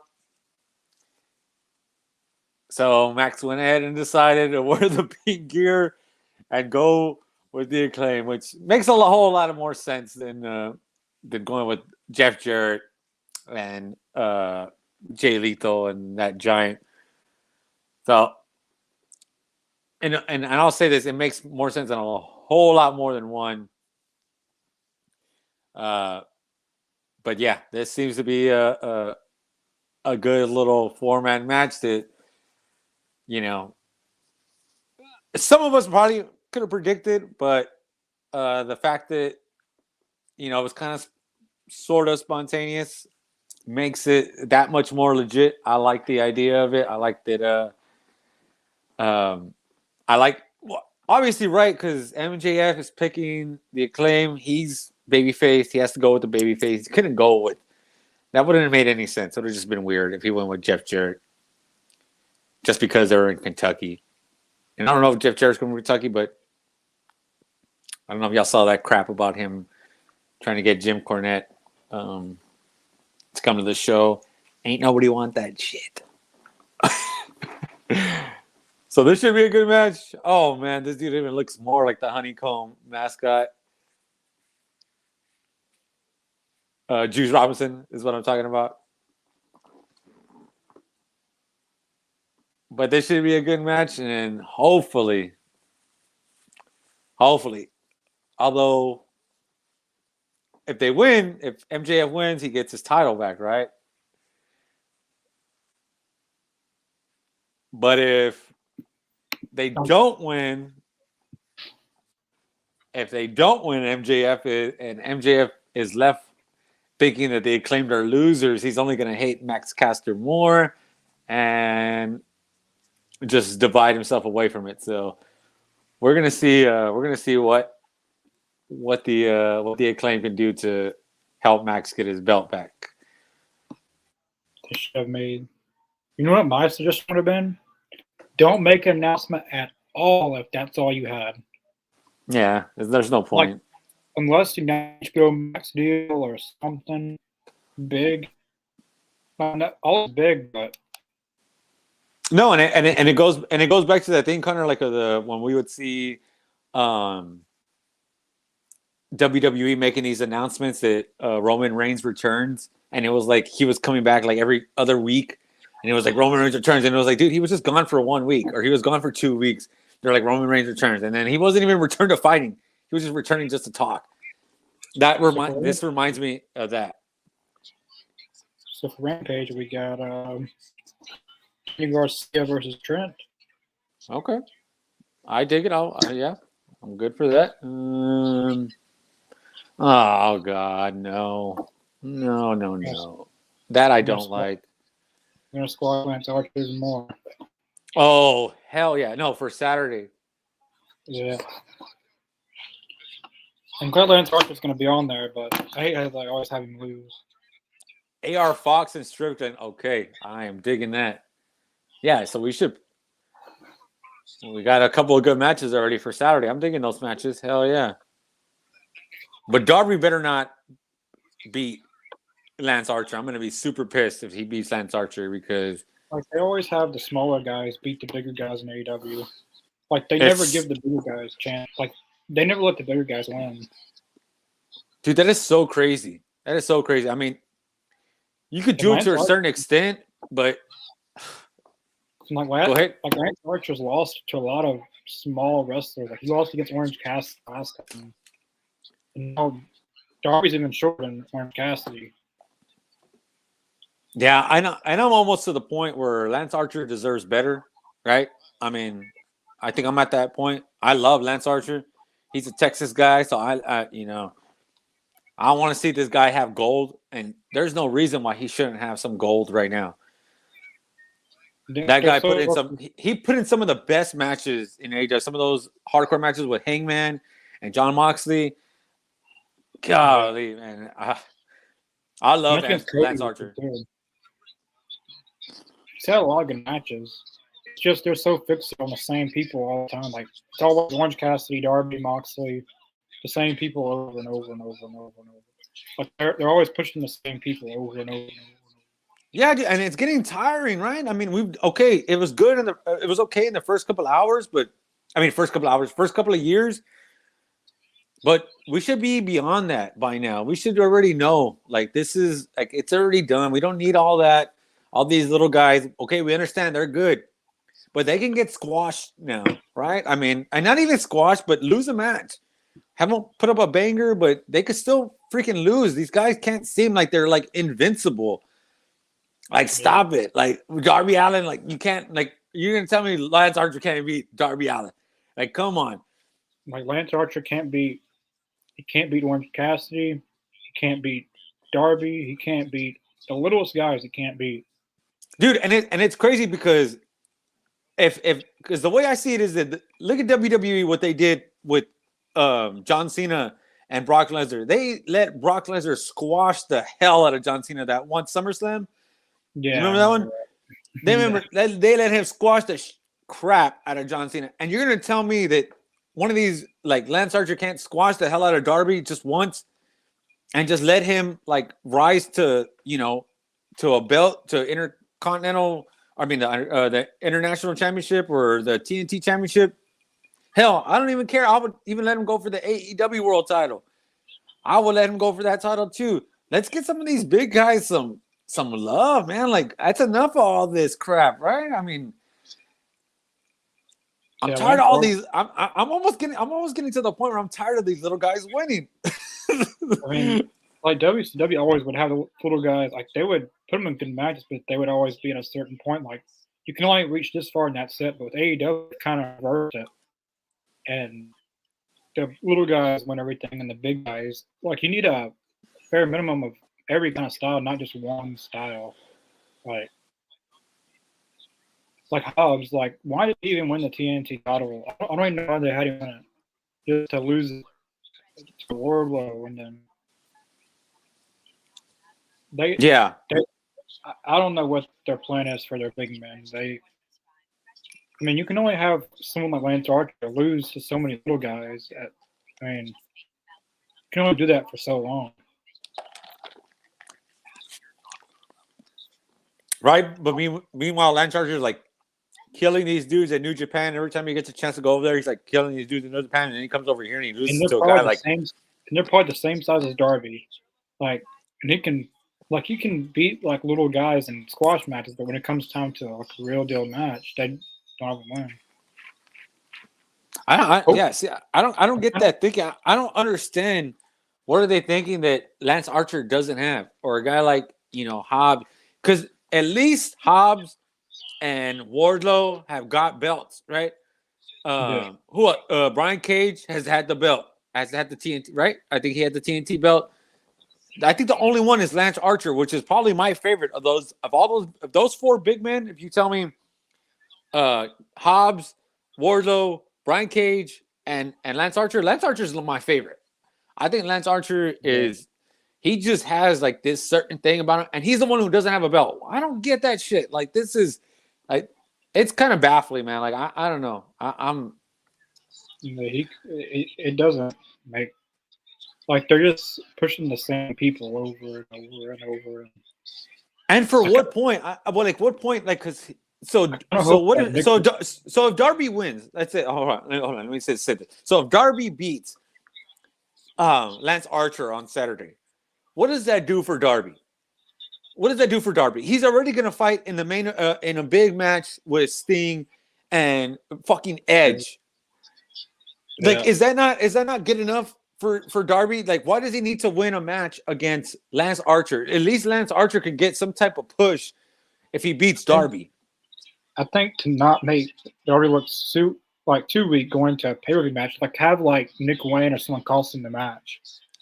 Definitely, or have the match go like a good 15 minutes, like where it's a good battle, but still have him lose. You can't have him just like beat him. Like no, and it's the same thing that just happened with the first match with Claudio. Like they made him win on a roll up. Okay, fine. So it doesn't really make Claudio look that bad because he won on a roll up, and I'm tired of it though. I'm tired of it. Like this is getting kind of. I don't know, man. I overused. It's over. We've been seeing this shit for way too long, where these little guys are beating the big guys when we know dang well that they couldn't really beat them in a real match. And do you think that someone like Darby could really beat up Lance Archer in a real fight, like a real shoot fighter? Lance Archer. Brian Cage, are you kidding me? The dude these guys are twice his size. Like there's no way that the little mini me guy could be running around and I'm gonna roll you up and I beat you 1, 2, 3. Like come on, get out of here with that. Like AEW needs to stop, man. Stop playing around and let's get serious, right? Like I feel like that's play around time. Like let's stop playing around and let's get serious. Like they've done a really good job of using cruiserweights and like they've proven that since day one, but now you can't just do the same style forever. Yeah, it's okay to do it every once in a while, right? Like it's okay. Like okay, yeah, you can win on a roll up, boom, that's cool. Or you get your little sneaky move in, like that's fine. But you can't. These guys cannot be winning all the freaking time against these big guys. Like this is getting ridiculous. It's really common, and they've made it really. That's the norm that.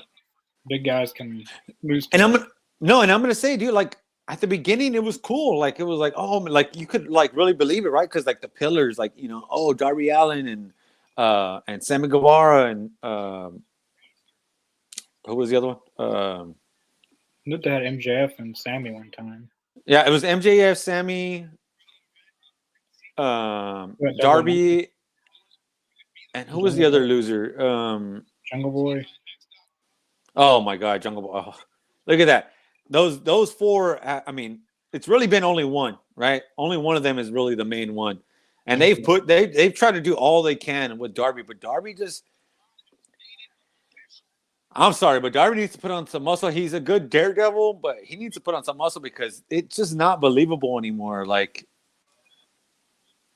we have Hangman and Swerve, full gear. Hey, so how are we gonna do? Are we doing live full gears, or we don't do live full gears or pay-per-views? Oh, away in Orange Cassidy and Moxley. Well, we did a pay-per-view live reaction to Wrestle Dream. We really don't do many pay-per-view live reactions, but Is that because of like copyright stuff or? not really because of that. Just because pay-per-views are longer and sometimes. That's true. But I mean, we did Wrestle Dream, so it's possible we could do one for Full Gear, I guess. I'm surprised. Damn, I wasn't around for Wrestle Dream. That's crazy. I think you came on like the week after, or the week like very around that time. That's when you came. That's when you joined.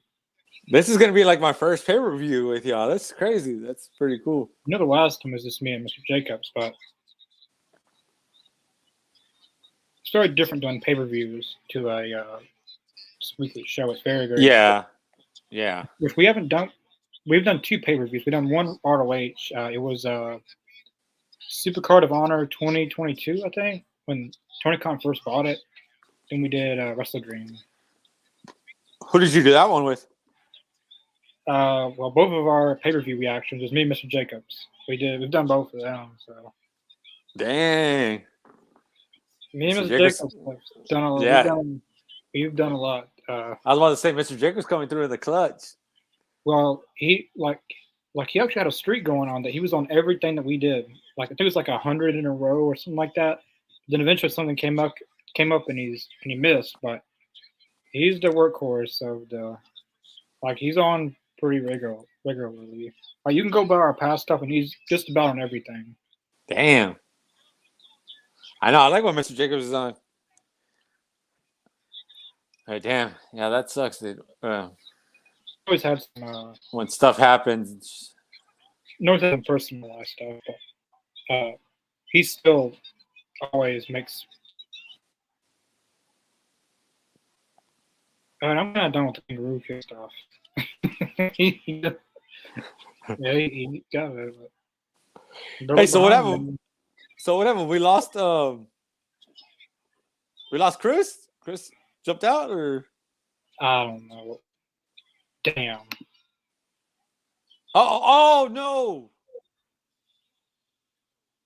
Oh, you're kidding. He beat him clean. Well, in a sense, right? In a sense, he beat him clean. He's not going to team with them ever again. He's not teaming with the Queen. And this is what I was talking about when you left. I was saying that, it's either going to be, MJF teams with him and they help him get his belt back and he'll be cool with them, or he's gonna lose with them and he's never gonna ever want to talk to them ever again. So I guess we got our answer there. Yeah, I don't think you'll see them teaming up anytime soon. That kind of ended that friendship. But MJF probably get the belt back at Full Gear. That's to get it back. Because I don't think Jay White's going to win because he has a lot of momentum going into it. And he's already been holding the belt, right? So it's like it's kind of what Adam Cole did against Hangman. Revolution 2022. What, where he kind of stole the belt like that? Yeah, it was Adam Cole stole the belt. Then Red Dragon, when they were they stole, they all three had it. Red Dragon had the tag titles and Adam Cole had the world title. And they basically stole them. I think the Young Bucks were champions at that time. I don't know that they were champions by then, but they took belts from someone.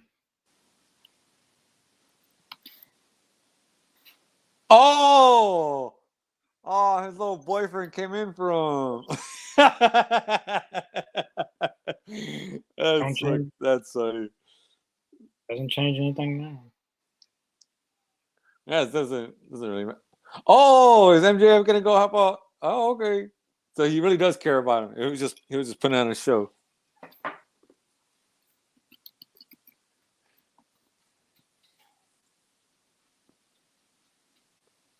Oh, so maybe he will stick around for him now that he sacrificed himself.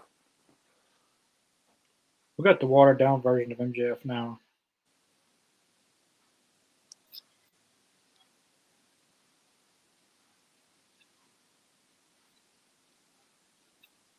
So I'm gonna tell you. So when I the reason like I kept watching AEW, I liked it, but MJF was the one thing that I couldn't wait to watch when I watched AEW. Like, sure, I was watching the matches and stuff, and I liked it. I liked the wrestling, but when MJF just kept on talking crap to the audience, and dude, to me, he was just so hilarious. That's why I kept on watching. Oh no. And I'm gonna tell you, yeah, I feel like he is like kind of getting watered down now Well, what as happened? a. My phone died, so I'm not able to see the. They just scissored all of them.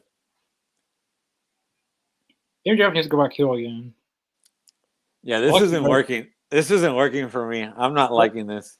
like it worked with Adam Cole a little bit. Like it Yes, worked with Adam Cole, yes, but but this is getting ridiculous. like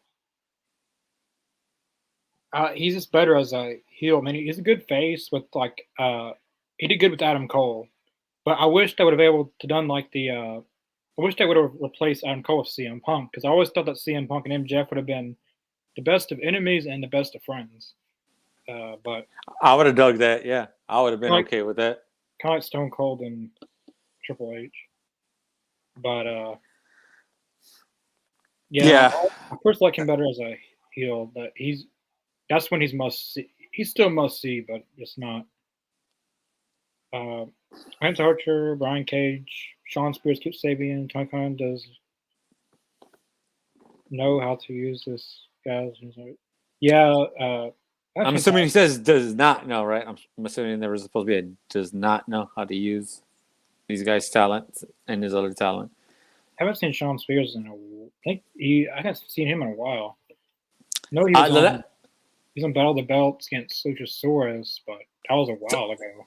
So I mean, the last time I saw or heard of him, he was wrestling Matt Cardona in Australia. He's been killing it on the independent scene right now. Yeah, so he beat Matt Cardona for like this Australian belt, which was cool because I guess him and his wife got to go, back to Australia and they won a belt together. So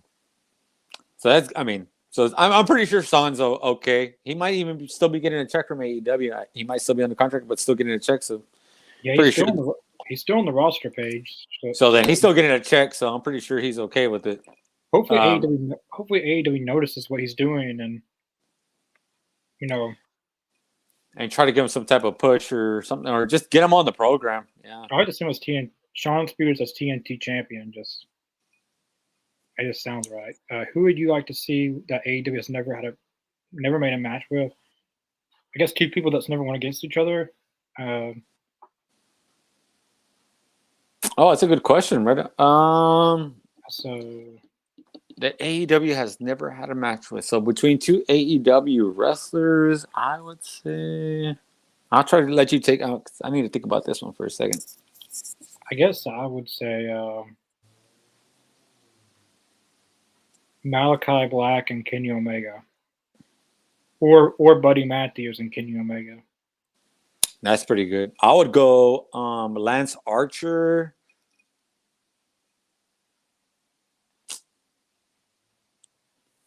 Lance Archer versus Will Hobbs. That's never happened before. That'd be really good. Which Chris is on here couldn't answer, but he was kind of in a fit, I guess. Pretty decent main event. Yeah, it was a pretty good match. Good podcast. Well, thank you. Definitely appreciate it. Thank you, Brenda. You're the best. Right. Yeah, tonight wasn't my favorite Dynamite. Wasn't the worst. Wasn't the best. Good podcast. Yeah, thank you guys. Thanks, Mike. Mike. Appreciate that. Yeah, I guess it's time for our rating. I believe last week I gave it like a 8.9 something. This week I'll give it a 7.6. It wasn't a bad episode, and it wasn't good. It wasn't like a oh my god. So it wasn't the best, wasn't the worst. It was a pretty decent show. It was pretty good. Got some flaws in there, but. So I'm really disappointed in Mariah May not showing up yet. So that's going to be my main negativity on this. I like the backstage stuff that went on tonight. I think that was really cool. I think AEW can do a lot more with that. That worked out really well. I think. I'm gonna go 8.1. Seems fair. The biggest flaws for me was the Tony Khan announcement because they really overblown that. Really, like when that wasn't a major. That could have just been put on Twitter or something. But Yeah, well, I mean, the best match wise tonight was probably Claudio and Orange Cassidy. The main event was good too. I liked the women's match, but the ending of it, well, like not the. I guess you could say the ending, yeah, with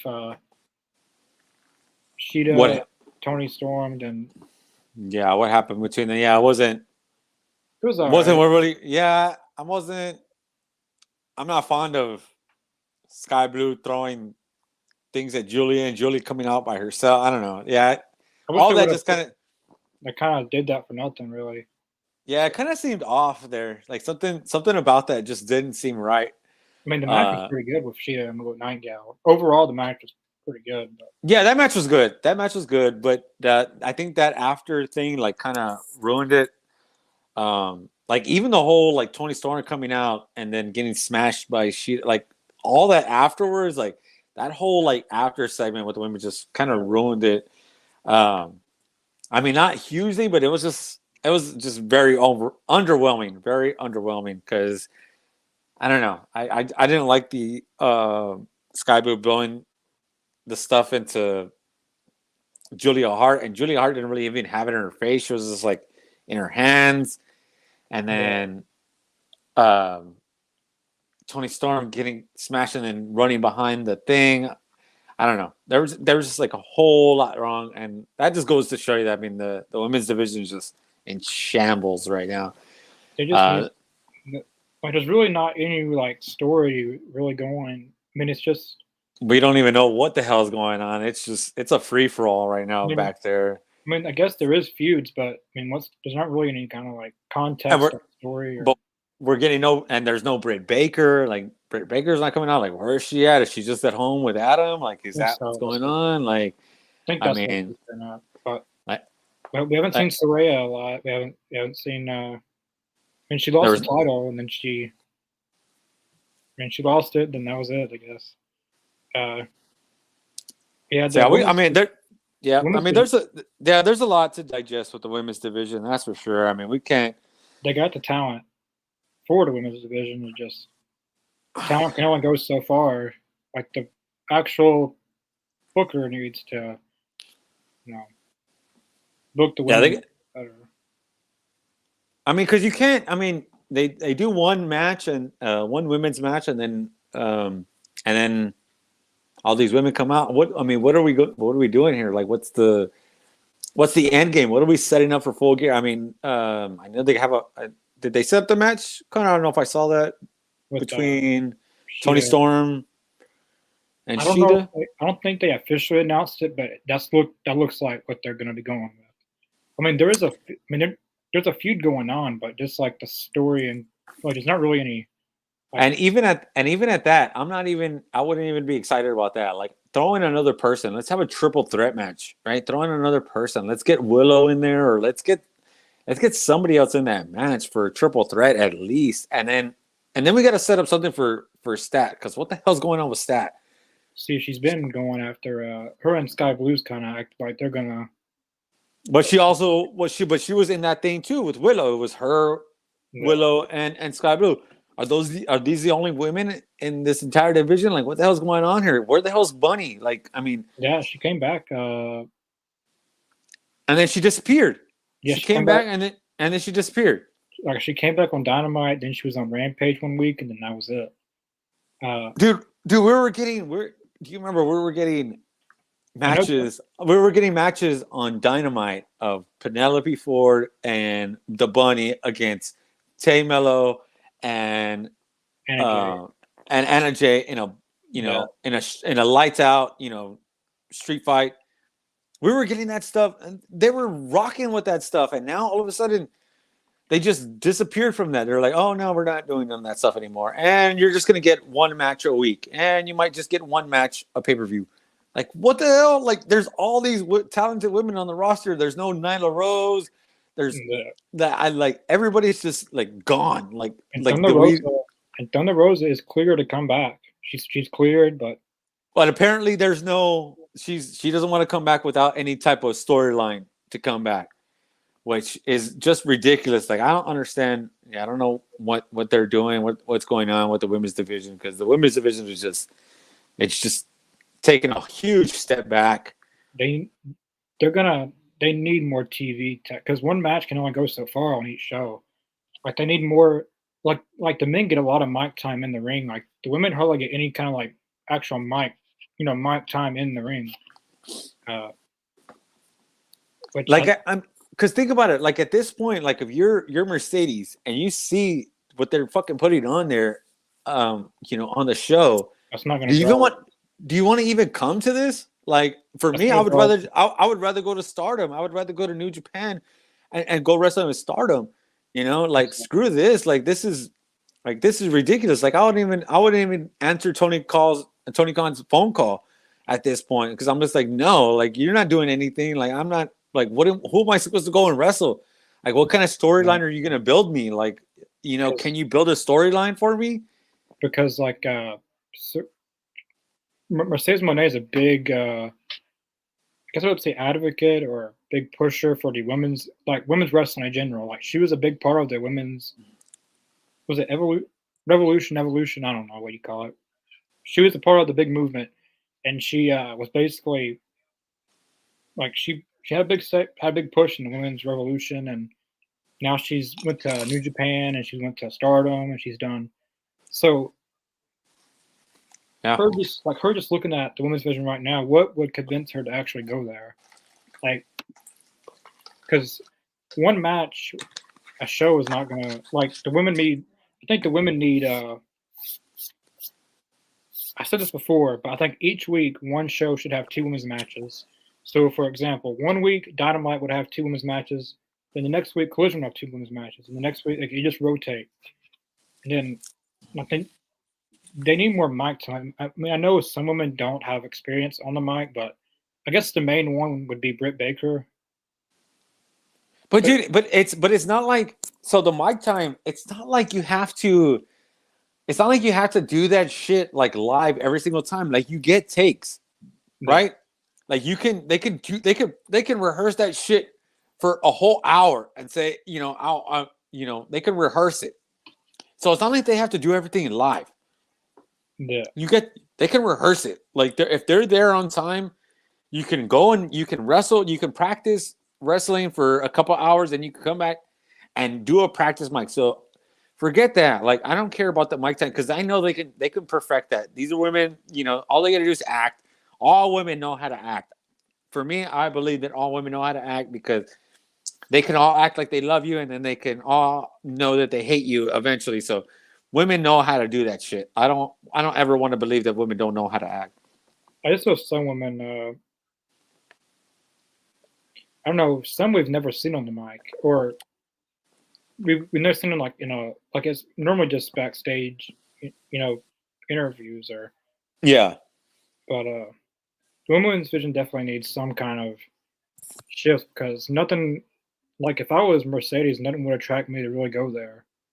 Like, what? Yeah, I mean, unless they were able to get Julia in here at the same time and be like, oh, you're gonna wrestle Julia, but there's no way. I don't think there's no way Stardom would allow that. I don't know. And I'm pretty assuming that the New Japan has all of Mercedes, dates locked up. So I don't know if they would allow that, unless they were free agents when it came to the time. But right now, there's just no way. I don't think there's any chance. Like, they would. I believe they're both locked up right now. From my understanding, is what I believe, they're both locked up. Like, even if she was free, I don't think she would. Like, you got to put work in for someone like a big star like Mercedes Moné.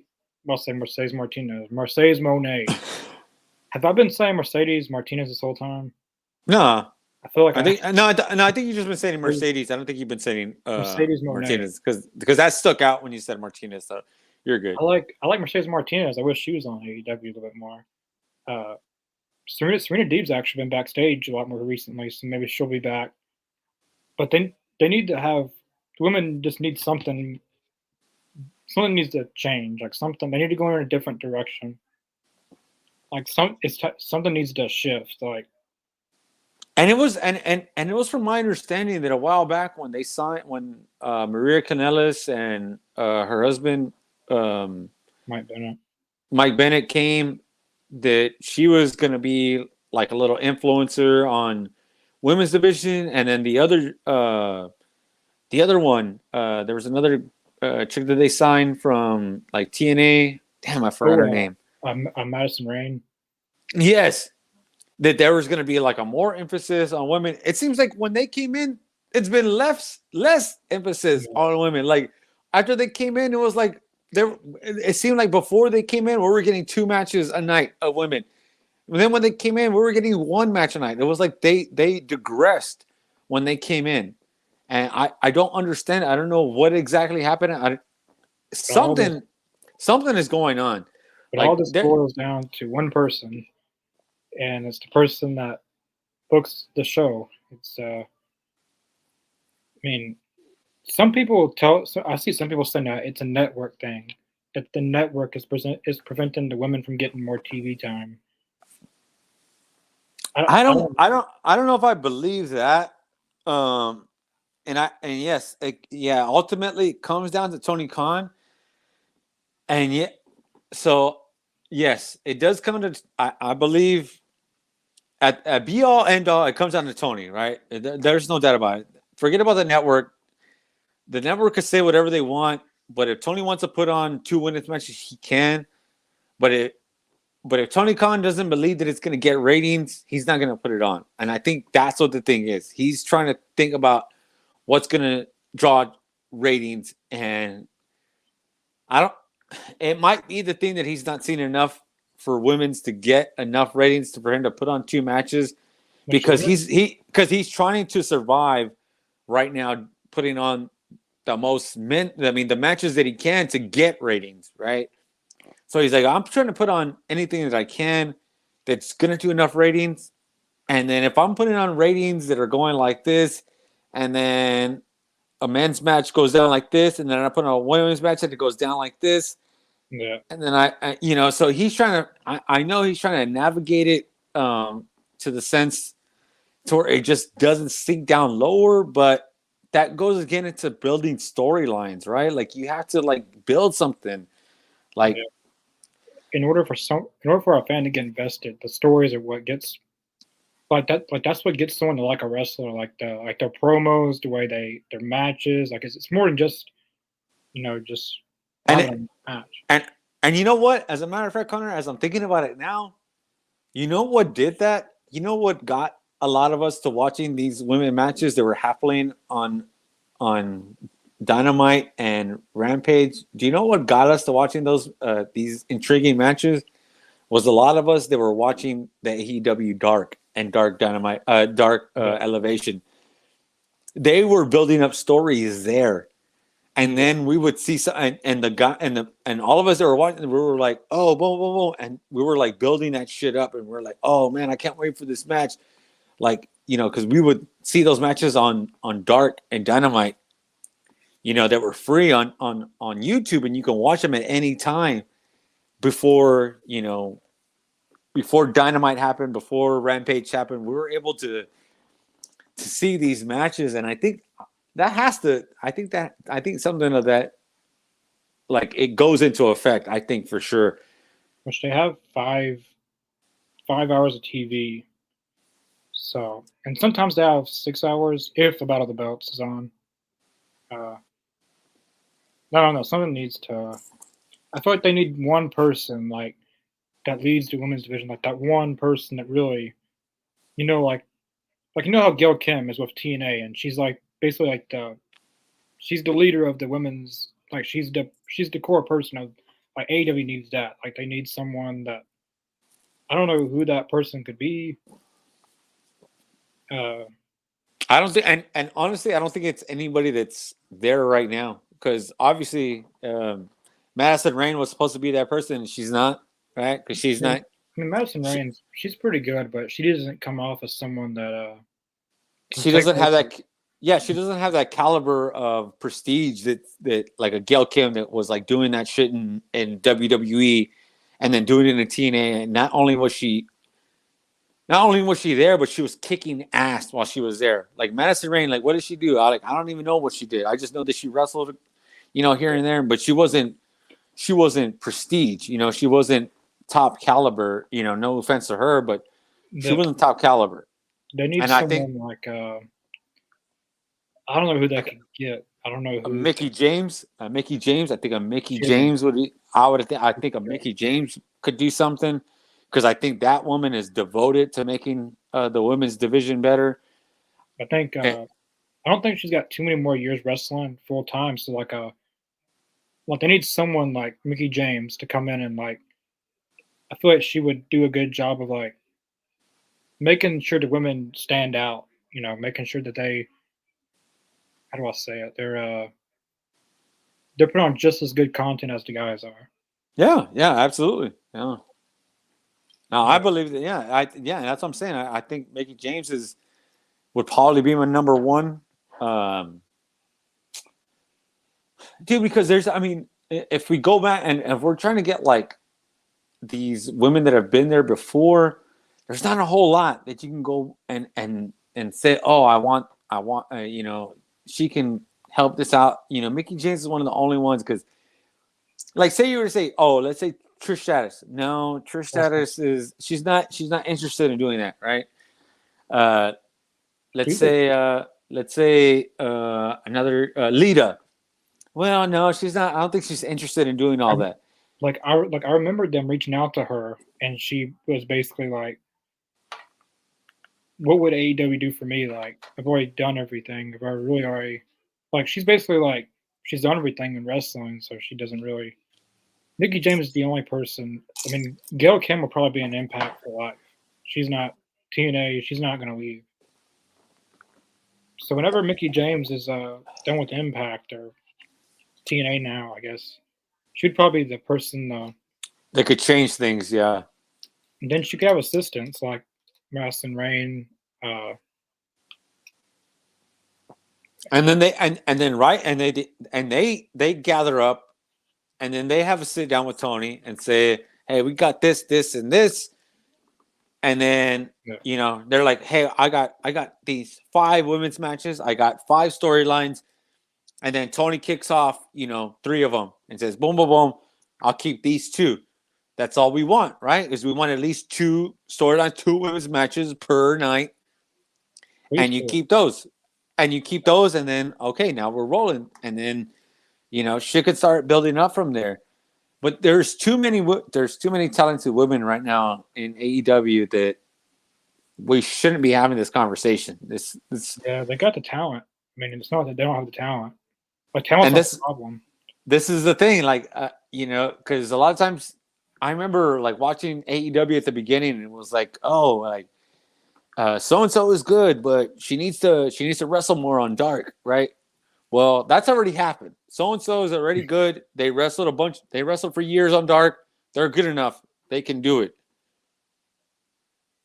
But all these women that are on the roster can pretty much do it. Besides the ones that are like not really wrestlers, the Paige Van Zandt. Yeah, the Paige Van Zandt, and the other one that's with the QTV. I forgot her name. Oh, she's actually pretty good. She wrestled a few dark matches, and she was actually pretty decent. Well, I don't know why I don't have a wrestle, but she was actually pretty decent. Like she wrestled when they were in Universal. Well, now we're just going against. I mean, when we're just going with our fact that we already know that all these women are not getting enough TV time that can wrestle. Because I don't know, I haven't seen her wrestle. I've only seen her wrestle like on an indie match or so. That wasn't enough for me to say, oh man, she belongs on Dynamite or whatever. But, Yeah. but I mean, her looks alone can get her on there. So, I mean, she could join Tony Storm and Mariah May. All 3 of them would match perfectly. And I wouldn't mind that at all. I would But she love would have to drop the singing. Like she needs something different. That wouldn't work. just please drop the singing bullshit. Yeah, that's just retarded. Like, you want to sing, go sing. But if you want to wrestle, just come wrestle. And you can do stuff on the mic. Just don't sing. Just don't do that shit. Because everybody's gonna hate you, and we're not gonna like you no matter what you do. But women's factions, I am all here for, man. I want to see some more women's factions. Hell yeah. Like, there's so much potential with the women's division, and I don't know. I'm sure they'll get it together eventually. But overall, we had I think it was a good Dynamite episode. I think we got some Lucha Libre coming on Friday, which should be fun. It'll get us talking. So far, what we know from the Collision matches, they look pretty good. Collision looks pretty good. I think we're going to be having a good build-up to Full Gear, which I am super excited about. I mean, honestly, the one thing that I'm excited about for Full Gear is I need to see who's under the mask. I need to know. Like, this is good. Like, this is going to be killing us. I mean, killing me for weeks. Like, I just cannot stop thinking about it. I am just wondering who the hell it is. And I don't want to find out on any dirt sheets either. So no, I don't want that.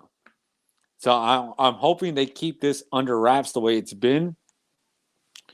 I saw SRS Sean Ross Sapp do the thing with Britt Baker and the horns thing, which, that's not saying anything, but still, I don't want to know anything.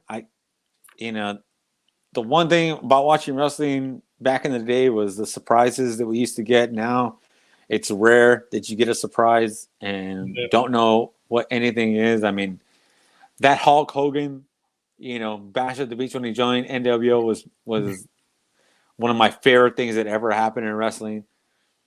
I don't even know. I don't even remember how upset or how much I liked it at the same time, because I think I was like really upset, but I was like, "Oh, this is kind of cool!" Right at the same time. So I hate the dirt sheets, like, kind of ruin it for us. Because I stay on wrestling. I mean, I stay on wrestling Twitter. Just I like to see people's opinions and stuff, and I see stuff that I missed. People will put on there, "Oh, did you see what so and so said?" You remember when Christian Kidd said, Oh yeah, that was one of the best things, bro. That was one of the coolest things that us on the show, and then being able to see it after the show on Twitter and realize exactly what he said, because, hey, we're on YouTube and we can't say stuff. But yeah, it was super fun. It was super fun. So I enjoy that stuff. Yeah, it was a really good. It was a pretty good episode. We'll be back tomorrow night for Talking Elite. It is pre-recorded, but it's a really, really good episode. I definitely recommend watching. It was really, really fun doing that, just to say the least. We did the title is our favorite gimmicks of the Golden Era. So we'll be talking about guys like Hulk Hogan, Sergeant Slaughter, Ultimate Warrior, Randy Savage, Undertaker, Andre the Giant. We're talking about the gimmicks of Golden Era. And then on Friday, we got a Rampage reaction. Saturday, before our Collision reaction, we have AEZ Canada. They'll be on 2 p.m. Central Time, 3 p.m. Eastern.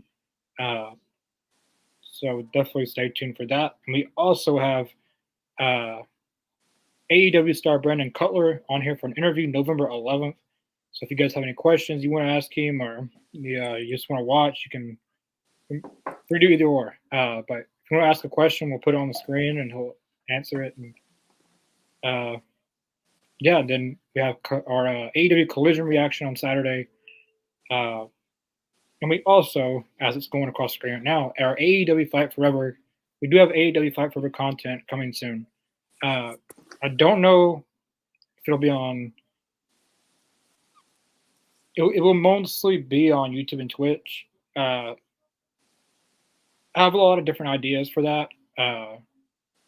Definitely stay tuned for that. I have a lot of different ideas for that. So definitely, because we haven't done any AEW Fight Forever gaming content on there yet. So, and season 2 is fixing to come out, so it's a good time to finally do something here with it. Yeah. We're at 420 subscribers. Our goal is 500 before the year is over with. Definitely subscribe if you haven't already. The more subscribers we get and the more views we get, the bigger names we can get on here for interviews. Just like at the end of the year, we have one more interview before the year's over with. And it's a pretty big name. Only 2 people know in the entire podcast, or maybe 3. I don't know. I don't know. This is a pretty big name, so definitely tell your friends and everyone to subscribe. Yeah, that's everything. We'll be back. We'll have Talk Meet tomorrow night live. We'll be back on Friday for Rampage. It should be a pretty good episode. There's some pretty good matches on Rampage. Is there anything else you want to say, Mark? No, just thank you guys for tuning in. Hope you guys enjoyed the show. Like I said, there's a awesome All Elite show coming on tomorrow. It's pre-recorded, but definitely tune in. It'll go live 7 p.m. Central, 8 p.m. Eastern. Make sure you tune in for that. And then we have, like Connor said, of course, we're going to be live for Rampage and then live for Collision, which are going to be 2 pretty good shows. Don't forget, we got a big Lucha Libre match for Friday. That's going to be super awesome, super entertaining. Make sure you join us for that. And, of course, Collision has been super great lately, and we're going to be live for that one as also. So just make sure you guys are with us. Tune in, subscribe. Make sure you tell your moms, aunts, uncles, grandparents. As long as they got an email address, just hit that subscribe button. We don't care if they don't watch. Just hit that subscribe button for us. We're trying to get to 500 by the end of the year, guys. If you can really help us out with that, that'd be super awesome. And take it away, Connor. Yeah, that's sums it up pretty well. Definitely subscribe if you haven't. We will see you guys.